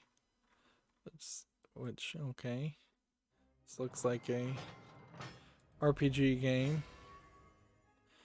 Playing an RPG on the Switch gives you that portability. I don't know if that really is enough. though. Yeah, I really... I'm not sure I'd want to play even some of the best like RPGs or Diablo type games on the Switch.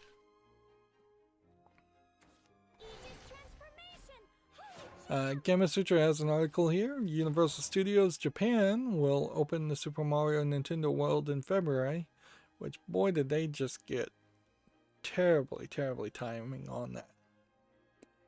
I imagine a lot of people will be interested in visiting these parks once they can, but February very possibly is not going to be any better for pandemic reasons.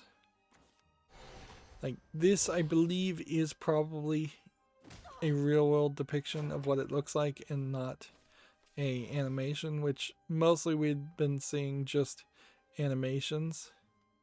When you start to look at the scale of things, this is a standard height, which means these are about 3 times the height of a human, which means a lot of this stuff is really bigger than it looks. But in all fairness, I don't think there's a ton here. Like 4, maybe 5 things. I would assume if you were to go to, if you were Japanese, I imagine they're going to try very hard to not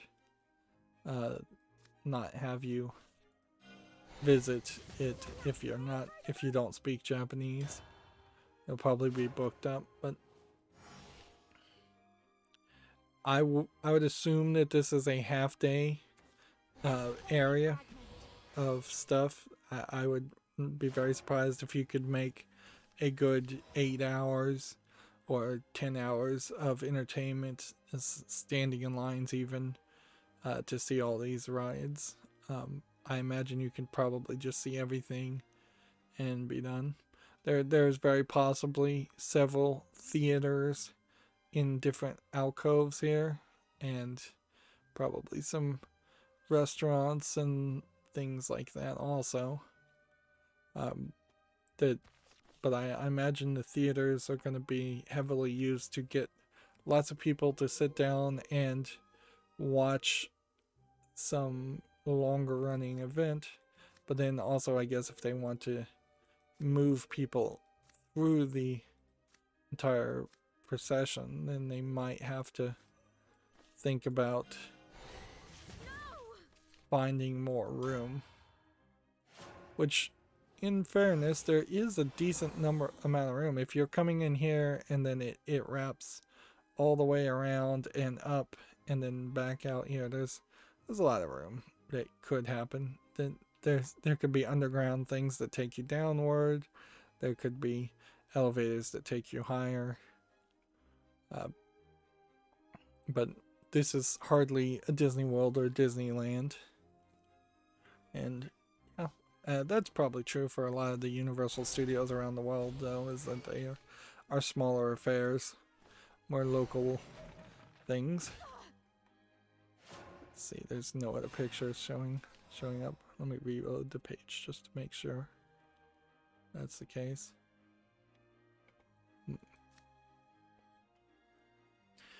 I imagine there'll be some YouTuber that manages to go and talk about it.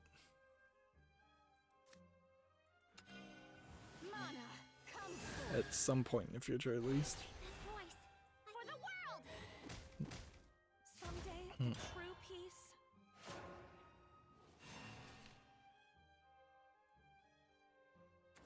This holy fragment.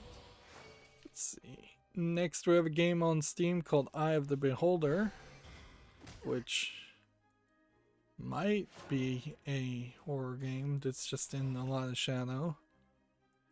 Calling it a documentary VR 20-minute beta experience, free to play if you have VR, English only.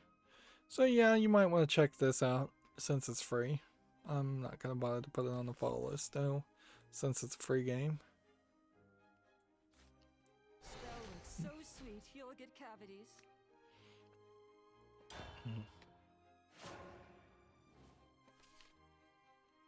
Tech Raptor has an article here, Pokemon Go December 2020 events revealed, which, yeah, I don't know specifically what you could be doing for Pokemon Go.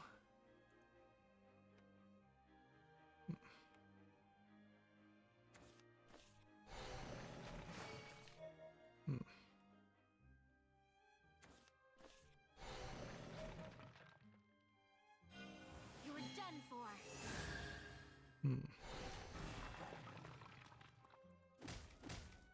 We had the blog here as the top releases of 2020.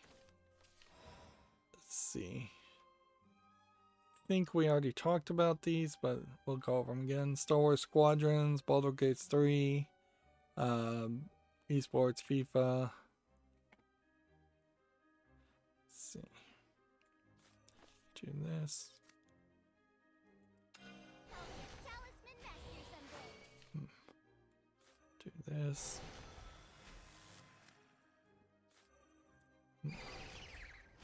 Do this.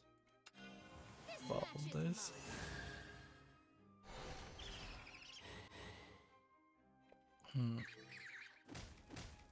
Someday, the true peace. Let's see, we have the Survivalist, Second Extinction, Torchlight 3. I'm actually surprised Torchlight 3. Let's look at that. Jackbox Party Pack 7, RuneScape, Age of Empires, Noida. Let's look at that. I think I know what that is. Crown Trick. Let's look at that. In Silence. A game apparently from Turkey. Are they breaking these down now from different countries? Like Amnesia Rebirth in Sweden, Solstar Crown of Magistar in France. Apparently they are breaking this down by country. That's not gonna work. The Outer Worlds. Zhang Yang Sword. Little Dark is UK. Here's another one from Sweden. Top free games, you have Eternal Return, Black Survival, Action Timing, Soul Worker. I feel like Soul Worker is another one of these Korean games that's going to have lewd characters. Not a lot there.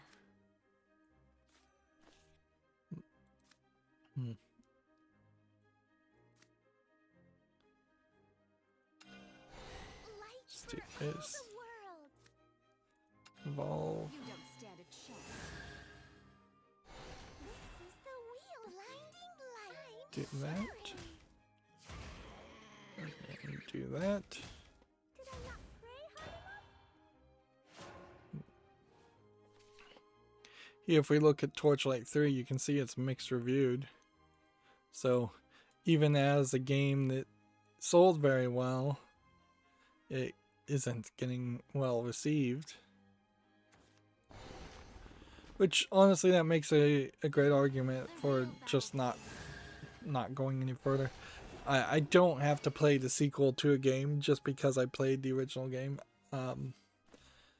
I think it makes a lot of sense to just not go any further with the Torchlight series.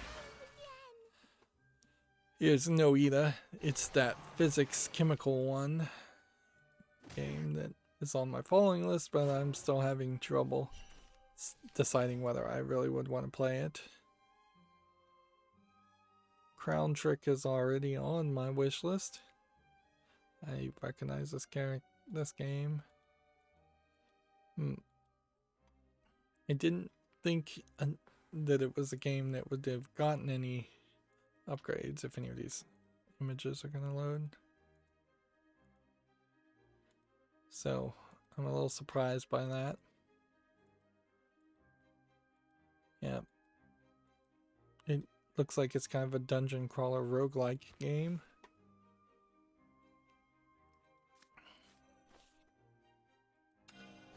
Light for all the world. Okay. I'm gonna lose. He is In Silence. It's a horror multiplayer game, early access.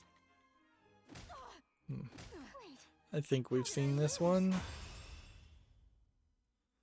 We've definitely seen a lot of games like that.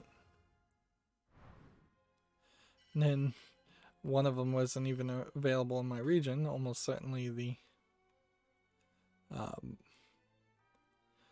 Korean one or Japanese one.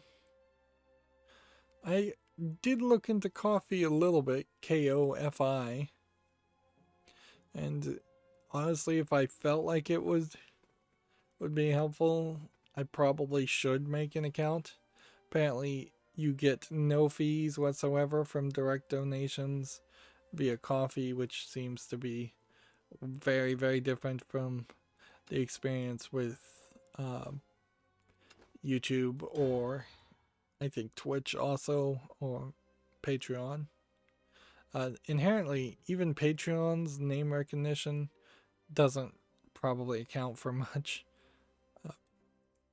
So I don't think you're gaining a lot by specifically sticking to only Patreon, but you probably should still have it. Alright, so we're an hour and 46 in. I'm gonna go through my Twitter feed. And then I don't know what we're gonna do. Because I literally don't have a clue.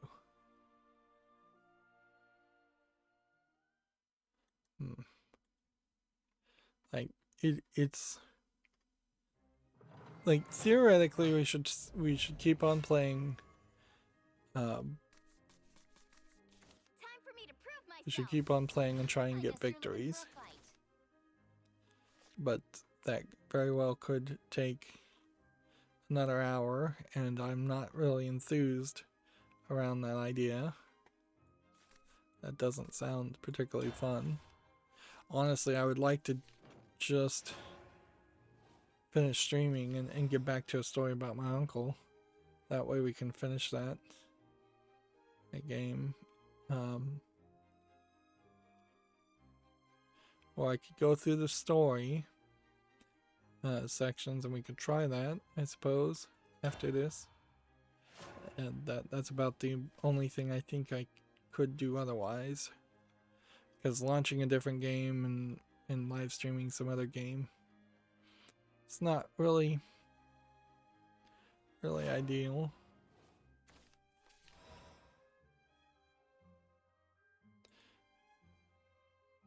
And see, like, the only thing that was even on my Twitter feed is we have a game that's come out called Miss Santa's Gift Hunt, which is an RPG Maker game, which looks pretty terrible, for free, but then there's a bunch of DLC. Let's play. And then Daedalic, which I had forgotten that they are working on the Lord of the Rings Golem. Let's see. Kind of had forgotten about that completely. We'll look at that page. But they tweeted out that tomorrow they're starting a 24-day giveaway adventure calendar Eventorama. Follow the daily tweets for the next day at 7 p.m. Central Eastern Standard Time, or I don't know what CEST actually stands for.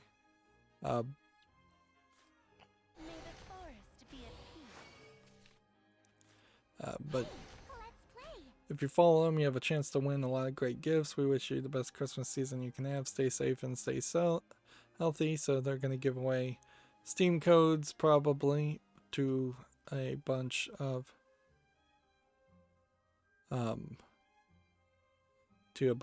older Daedalic games.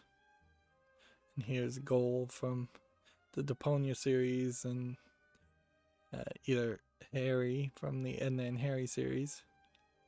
And then down here it says, obviously we meant 7 p.m. CET, 24 hours from this original post, which, okay, that would be about noon Central Time, I guess,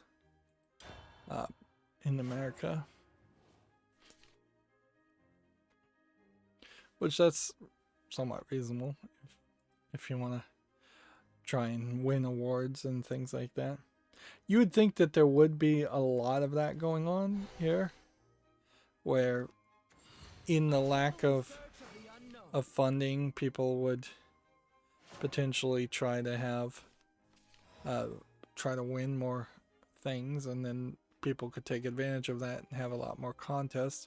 But I think inherently almost all contests are designed to drive someone to actually spend money somehow, so it may very well just be the case that there's no point to have a contest if it's gonna cost you money. Help me, fairy. No. This is certainly the time in which running a corporation, running a business is going to do one of two things, and I think a lot of business owners are just not used to the idea of trying to create goodwill or good experiences for their customers anymore. They haven't done that in a very long time, frankly. So either you're in a scenario where let's just say you're going to succeed or fail, and let's just say that it's just a dice roll, a coin flip. Nothing you do is going to affect whether you succeed or fail if you're running a business right now. Now that's not true, but for this hypothetical mental experiment, just assume that there's going to be two ways you can handle that. Either you try to create goodwill and a good lasting memory in the minds of people, of your customers and your clients, or you completely ignore that concept and you just try to milk the customers as much as possible, as far as possible, for every single dime you can get out of them. Why are you here? Help me, See, I fairy. guess I should have attacked with I that couldn't first, last forever. and then that, and then that, I guess. See, I could have had one more fairy. So I could see, if I was running a business, more than a small YouTuber, to try and just be as kind and create as good of an experience as in the minds of people. This really would be the time in which you're gonna have to say, look, we're gonna at best break even, and at worst we're going to lower our standards, and we're gonna lower the experience so much that people are never gonna come back in the first place. And at a certain point, it might very well be that a lot of businesses, maybe a significantly high percentage of businesses, just go bankrupt. But if you were the manager of a bankrupt business and you treated everyone nicely, you're building up the potential, like, employees that would maybe work for you in a future second job, second business. Or you're going the other way with that, and you're potentially irritating and overworking your employees to the point where they hate you and would never give you the time of day. My beauty will and so vile you are. So it really is a scenario right now where you have to ask yourself, are we going to are we going to be a crab in the bucket pulling everybody down, or are we going to just do our best to lift everybody up? And unfortunately, if your only interest is money now, money as soon as possible, then you will turn into a crab in the bucket pulling everyone down. If you can say, look, the finances here just aren't going to happen, which is pretty obvious they aren't, then you have to think about what value can you extract without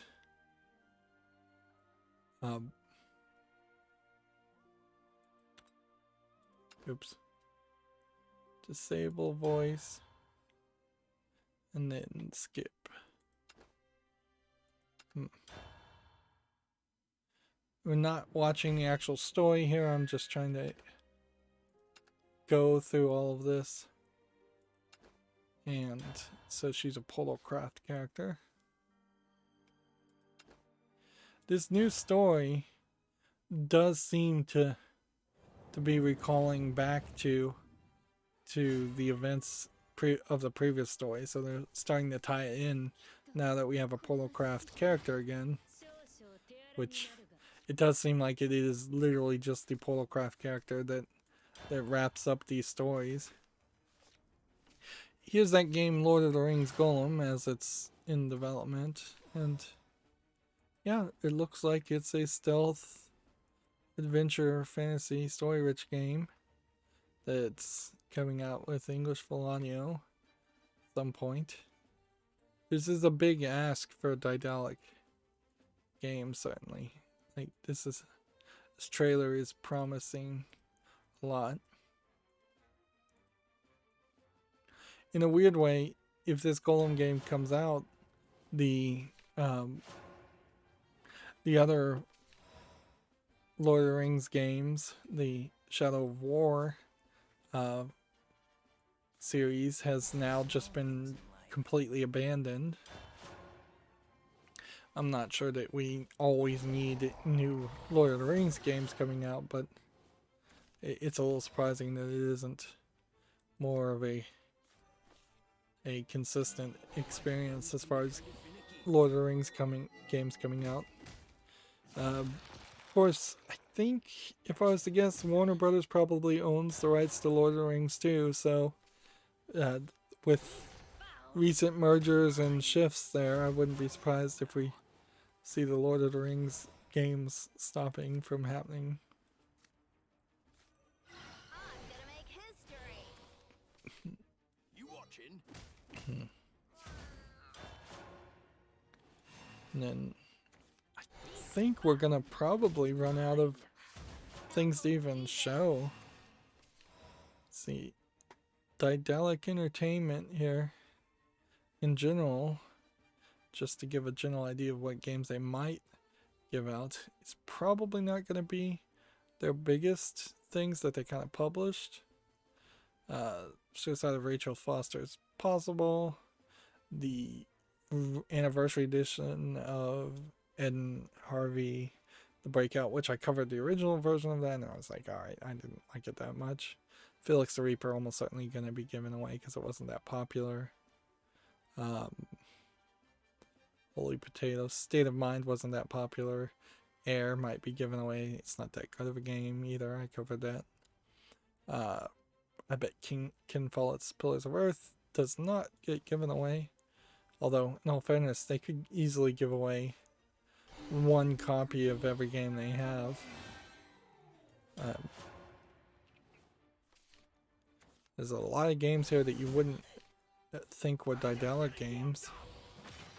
Franz Kafka, Relaxing VR Mahjong.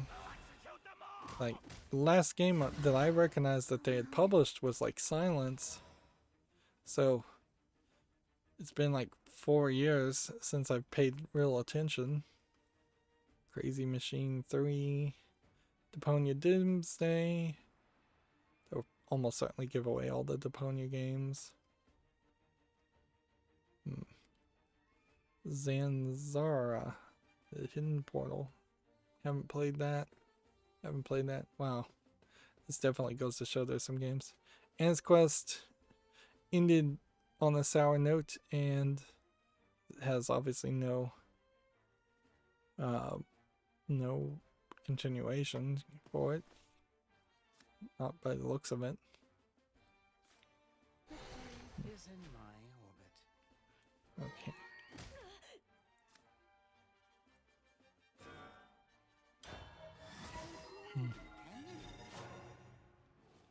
Let's see. This whip Here's a game I haven't played. Here's a game I haven't played. Wow, and there definitely are large collections of games I haven't played. I don't think I've played Randall's Memory, Deponia the Complete Journey, which doesn't include Doomsday. And I wouldn't be surprised if they make more Deponia games. Journey of a Roach, haven't played that. And then Harvey the Breakout. Goodbye Deponia, not needed because it's included in the Complete Journey. Night of the Rabbit, I haven't played and probably should play, but Chaos and Deponia not needed. Harvey's New Eyes, haven't played. And here's the original Deponia games, but I thought I had the original Deponia game. The Deponia Daedalic has in the past been somewhat bad about having multiple versions of the same thing available for purchase.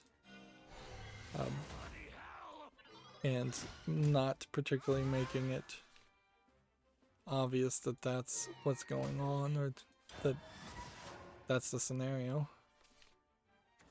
Listen to my song. Right. Check out my fancy footwork.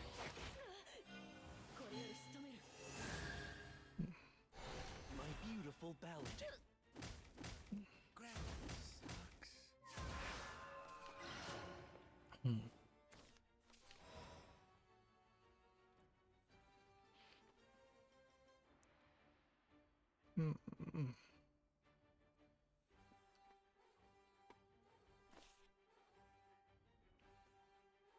I suppose if I lose here, I'm just gonna call it a day.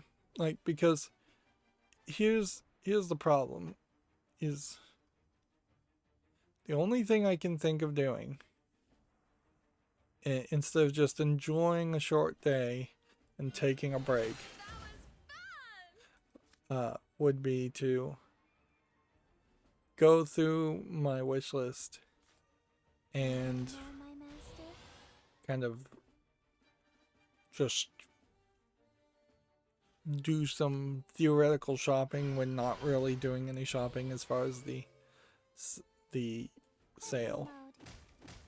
Ballads forever. Like, it would be kind of silly to go through the follow list in any way, or go through my game library and just brag about what games I have, because that really is just would just be a sad experience of me showing off what I have and also admitting that I have just way too many games and not enough time ever. Plus, if I'm gonna lose here, then that inherently means it's gonna take me a lot of attempts to get through the single player experience. Like, we never really got through the other single player experience. So, like, yeah, the first challenge there, like, they are not consistent as far as these challenges. But, you know, I've never really had the time to come in here and finish these two. And then this challenge here feels just impossible to beat. I don't feel like I've gotten particularly better at anything. And see, yeah, the only thing I could think of doing here is just going through the ranked order, which frankly my ranked order is not that great as far as games. And are we filtering? What are we filtering? Nothing? Well, then why is there not a number 1 here? Showing all types, filtering, nothing, right? So there's like no reason here that Doom 3 would be at the top. Star Wars Racer makes sense. developer commentary DLC is a weird one. Catherine Classic. Bob As You is one I do actually want. Simran Kagura, Plague Tale Innocence, Leisure Suit Larry games. Even at $8.99 though, that's still fairly expensive. Battlefront Classic is really just filling in and making sure I have like all the Star Wars games. Atelier games of older spin-offs versions. These are all DX endings, so they probably are DX games. And they really don't have that much connection to the Atelier Ryza series. The Master Chief Collection, sure, makes sense. I should play that. A lot of these Disney games kind of make sense if I'm going to ever run out of kids games to cover, Lego games. Layers of Fear. I'm questioning whether I want to play any of the Dead Rising games. I do want to get Black Mesa. Indivisible is a weird one. I do want to play it, but also now there's this big controversy around it, and I wasn't 100% certain that it was ever really finished. The Pedestrian is a little too expensive. Journey I want to play, but even that's a little expensive being as old as it is. Code Vein I want to play, but that's too expensive. Little Misfortune I do want to play. A little expensive. That comes up. It makes a lot of sense to play Ni no Kuni Wrath of the White Witch remastered,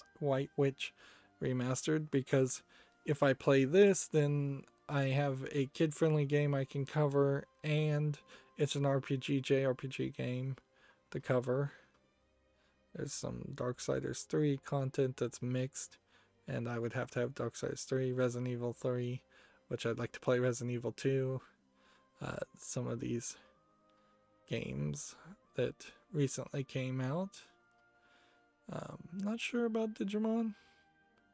It almost would be smarter to not play Digimon and instead play Ni no Kuni. River City Girls I want, but not discounted. That's often a problem, certainly with games during sales too, is that there is just a percentage of games that are either not discounted enough, like this one that's only 30% off, or games that are just not discounted at all. Doom 64 for $1.50 is a decent purchase, but I'm not spending any more money on this sale. Maybe there will be a Christmas sale. Legend of Bumbo, we heard there was going to be some extra DLC on that, so there would be an argument to getting that, but it's probably never going to be on sale. Unfortunately, Star Wars Jedi Fallen Order went nowhere, but I'm basically on all the Star Wars games anyways, so I'd get it. Shanti and the Seven Sirens, definitely want that. Mirror's Edge Catalyst for $5 is probably about as good as you're going to get it. It's a game like this in particular is a hard justification in the sense that legitimately it's kind of ridiculous for it to be less than $5, but also it's such an old game that it's kind of hard to pay much more than $5 for it, particularly in all of the competition. Some more Star Wars games, Cyberpunk 2077, Nier Automata. That's another game that I wish was much more discounted, but it isn't. You really have to wait 4 or 5 to 10 years before a game starts going down in price for a lot of companies, if they ever go down in price. $3.99 for Bulletstorm Full Clip Edition is a good deal if you don't have the original game. It's still kind of a bad deal as an upgrade fee for it. Let's see, Galgun 2. They're going to release a remake of Galgun. I would like Shadow of the Tomb Raider Definitive Edition, because then that lets me finish the the Tomb Raider series. Valkyrie Chronicles I'm not sure about. Some Lego games that they're selling at $9.99, but then you have to get the DLC probably to get all the characters. So I guess if you don't care about the characters and don't get the DLC, that's fine. But then also sometimes the DLC gives you levels and content, actual content. The 2 Bloodstained Moon, the 8-bit one, and the regular game. Decent price probably for both. If you were just, yeah, if I was just buying games, this would have been a good one to have gotten.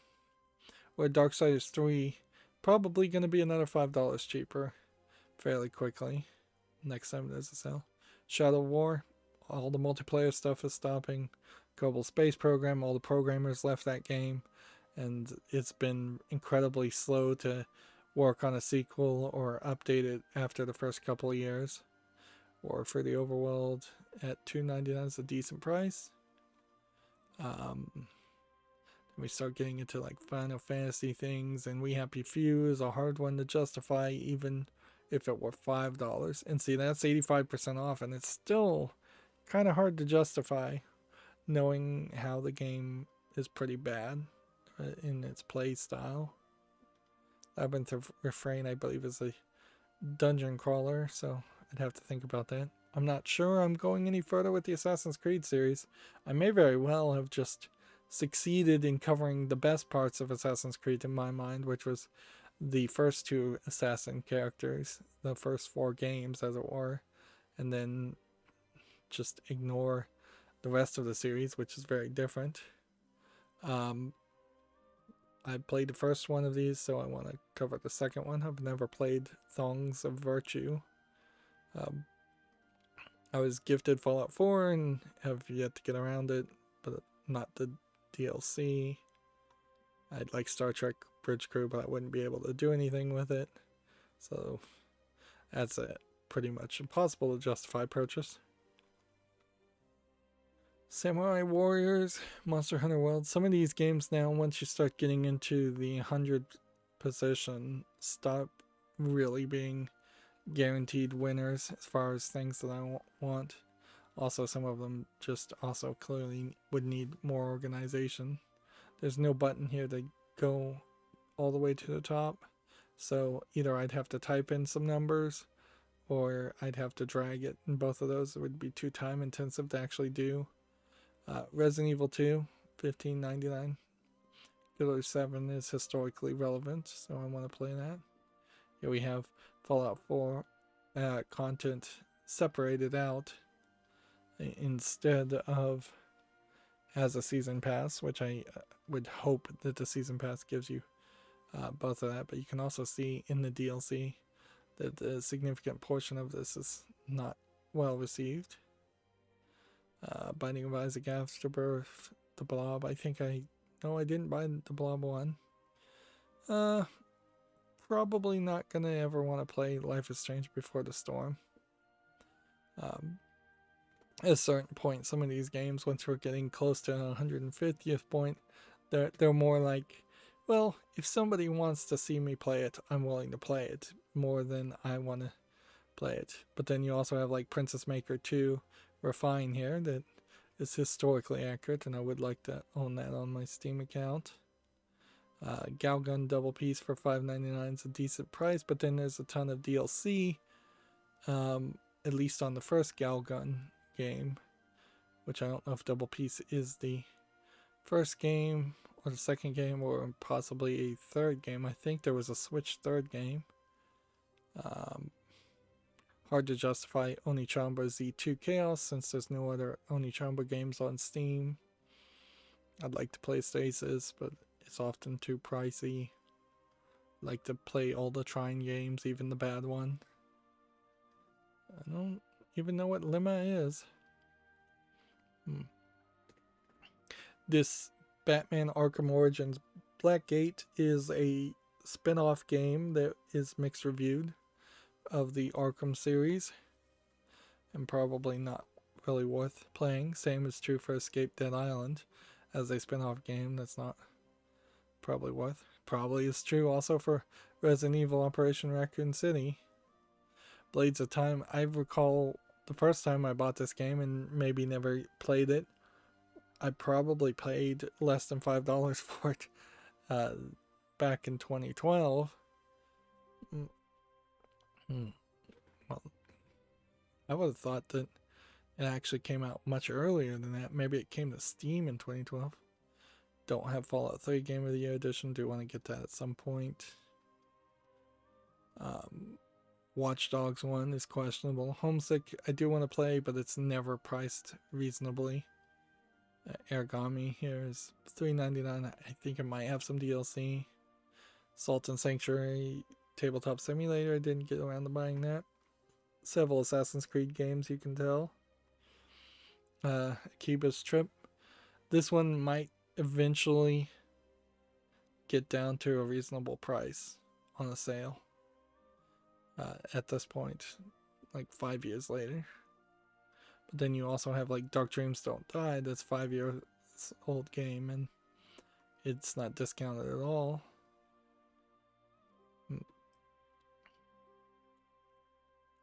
See, it's questionable whether you really need to buy the definitive edition of Dead Island when the original version is potentially better. I want to own the Mega Man games, but I might very well have a lot of trouble playing any of them since I've never played them before. Here you have some mixed games that I kind of overruled as far as whether it should be on the wish list or not. Fury, I want to play that. That could be a finger mashing mess. Decent argument to play Origins. Yeah, inherently, I think that would be the way to get back on track with the Assassin's Creed series, is to get Black Flag and play Black Flag and just skip over the events of Assassin's Creed 3. Then skip over everything after Black Flag all the way to Origins. And then catch up that way. More of the Princess Maker games. Marvel Superheroes 2. This is $4.99, but this is another one of those games that was like really full of DLC and characters. This Dresden game, I want to own it. I don't think it has a lot of relevance. I don't think it ever really did. A lot of Sinran Kagura things. My Lovely Daughter is one of those weird games. It might still be worked on. Dead Cells I should play. Relevant enough. Cypher. Lust for Darkness is hard to justify, you can tell, because I had both of these games, Cypher and Lust for Darkness, in my shopping cart when I purchased for the sale, and I removed Cypher because it's basically a education walking through a museum talking about encryption, which is interesting to me and probably no one else. And then Lust for Darkness is just nudity and Cthulhu-esque horror, and it just wouldn't be able to have any footage on YouTube. So hard to justify something like that. Hard to justify like the season pass for QUBE 2 because it gives you some puzzle packs, but I wasn't really in the mood to play more of that, particularly for $10 more. These games are like 2-player games, or mostly 2-player games, so getting Carcassonne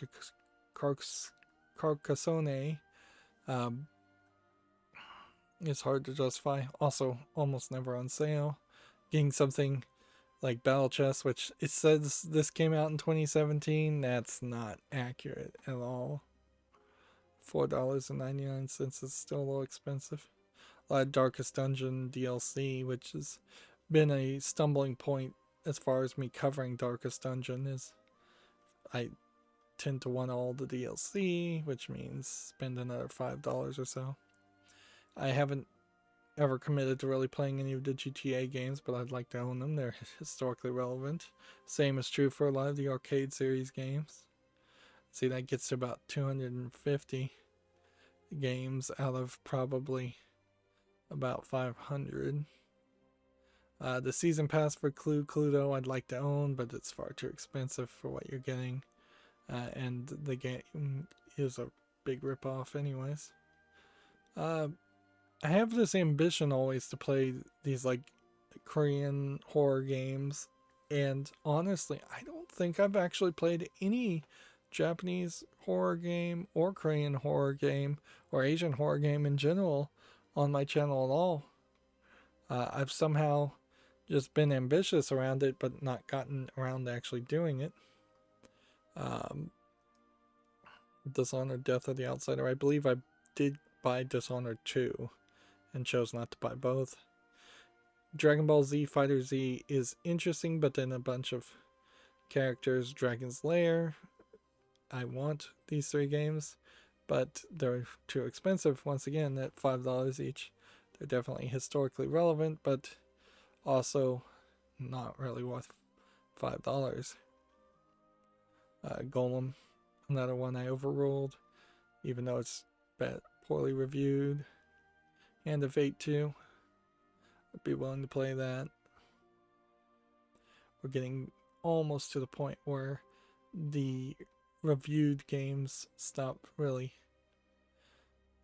making sense. Earthworm Jim, somewhat relevant, but then there's controversy around the creator somewhat, and that and the game itself isn't that interesting. If I was ever to get Witcher 3, then I'd like to get the DLC, which I've never played for Witcher 3 on Steam. Kami, Opus Magnum. This is probably the most niche game I have. We Know the Devil is a visual novel for $3.99. It's questionable whether playing Psychopath's Mandatory Happiness makes sense now, since that anime is fairly old and forgotten about, as animes tend to be. Resident Evil 7, $10, good deal. Season Pass, another $11. See how they get you. You end up spending $20 when you thought you were only going to spend $10. True is also for Resident Evil 0 and Resident Evil Remake, although I don't know if there actually is DLC for Resident Evil 0 or Resident Evil Remake. Shadow Hand for $3.79 is not terrible. Slime Rancher, super hot games. You can see they're not on the highest priority by any means. Baconing is the 3rd game in the Death Spank series, I believe. Got some weirder games like The Bunker and The Infectious Madness of Dr. Decker. And you've got questionable games like Final Fantasy VII. Want to play Spectrum Retreat. It's kind of a puzzle game. Although, in all fairness, it's always a coin flip as far as those kind of games. It's hard to justify playing Visceral Cleanup Crew, particularly if I would be just playing it by myself, which is more than likely the case.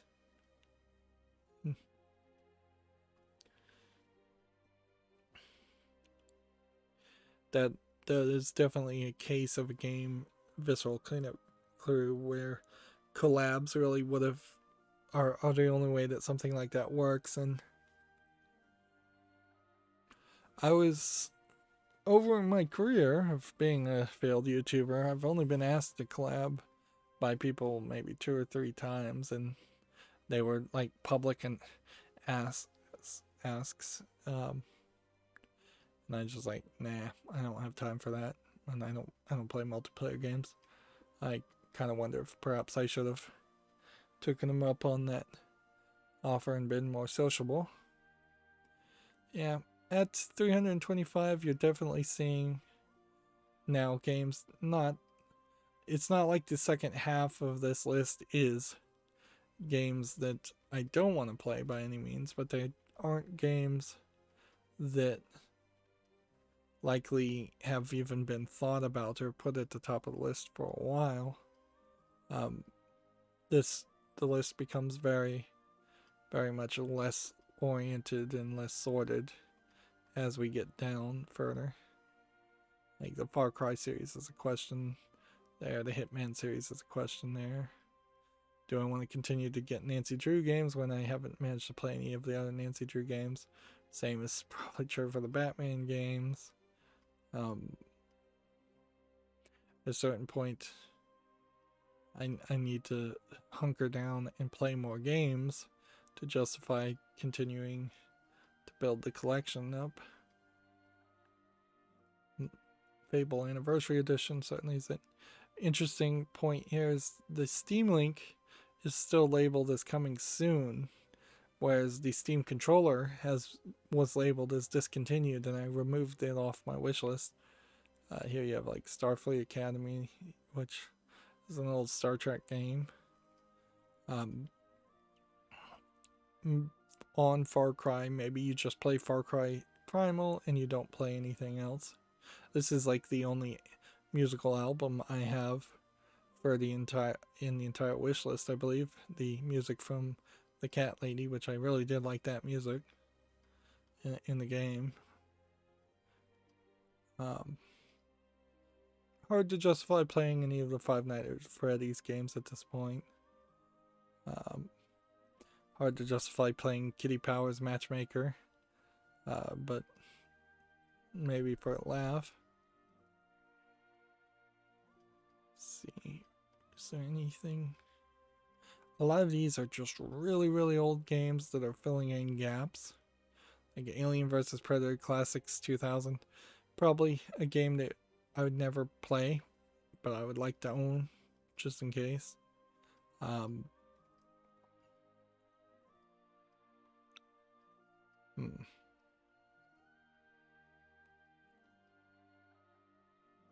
But yeah, this definitely is getting down to the bottom. Like these Fallout original games are very difficult to even imagine that you'd actually play. A lot of these are point and click adventures that I've got plenty of those. What's funny is looking at my wish list gives me the feeling that I have a lot of games, and then looking at my games library gives me a feeling that I don't have that many games. Here we have almost gone full circle in the fact that this is Doom 3 BFG edition versus Doom 3, and I'm not sure which version actually, if not both, you need to own or play to compare the two. Maybe you don't need to own or play either one of them, frankly. Let's see, we're at like 553, and the list at this point is totally not sorted at all. There's definitely some games here that I could potentially whittle down and say, yeah, forget it, and just never own them, never play them. But at a certain point, if I'm so desperate and the finances have just gone bankrupt as far as buying games, there's no point in removing things from the wish list at all. It's just don't look at the wish list and don't look at sales and just don't buy anything.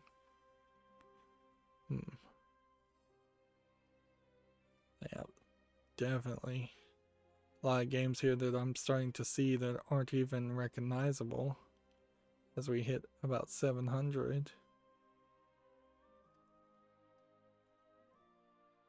So let's go to 700 as a way of just saying we looked at the first 700 games on a wish list that probably has about 1,000 games on it, on an account that has probably 2,000 or 3,000 games.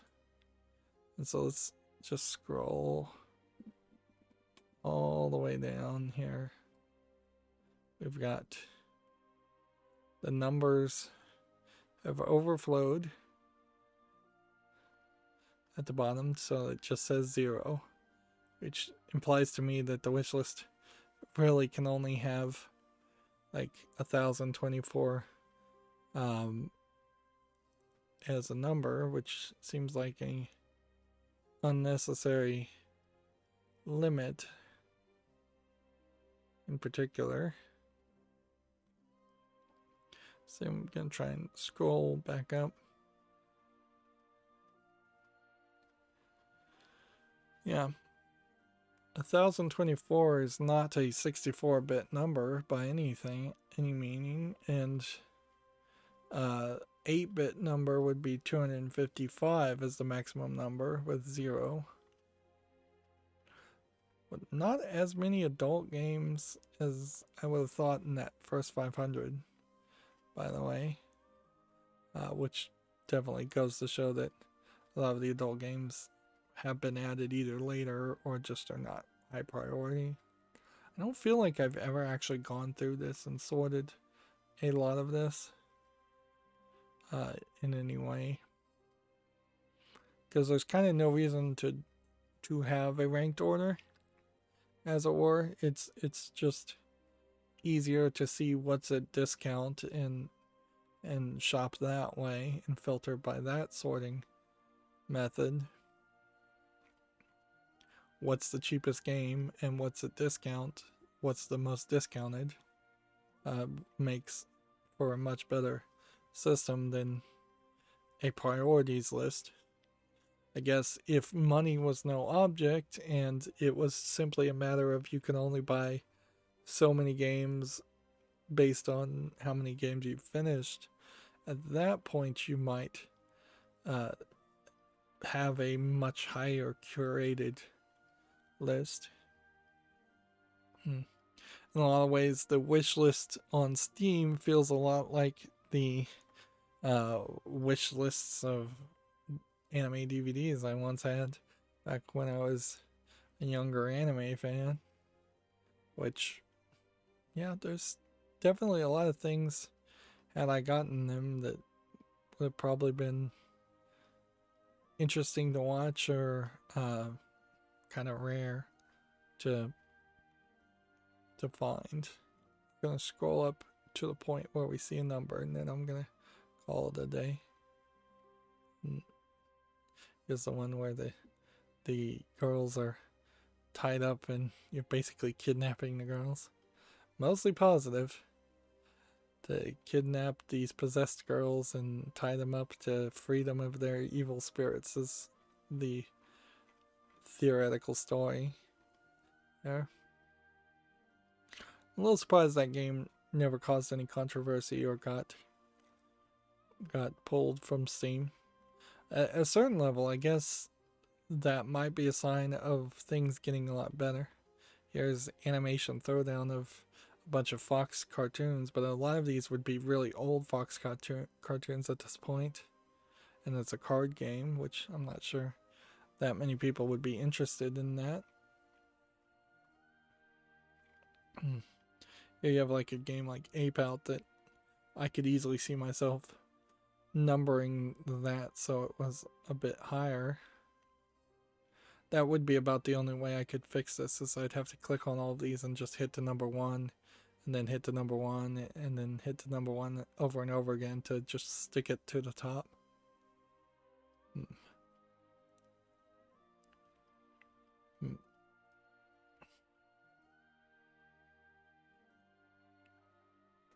Yeah. In a funny way, I guess when you have situations like we've had in 2020, just more important bits of information and more important news, I guess at a certain level it stops being as big of a deal if some video game somewhere is not to your liking. See, this is weird. So it goes from 243 to 0, which would indicate that it is somehow calculating 255, an 8-bit number, and then it just flips it as an overflow around to a 0, which 255 for a video game wishlist on Steam is a bit of a limitation, I would say. Also, if this is 255 to this point, then that implies to me that there actually isn't even 1,000 games here. Wow. I'm a little surprised by that. Like, I would have almost certainly said that there was at least 1,000 games on the wish list. I almost certainly would tell you I have that much on the library, but maybe I am closer to a complete collection than I thought. Let's see.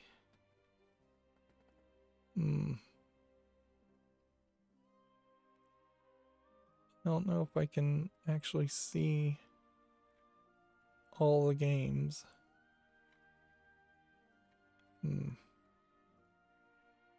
No, I don't really have a way of seeing like the total amount.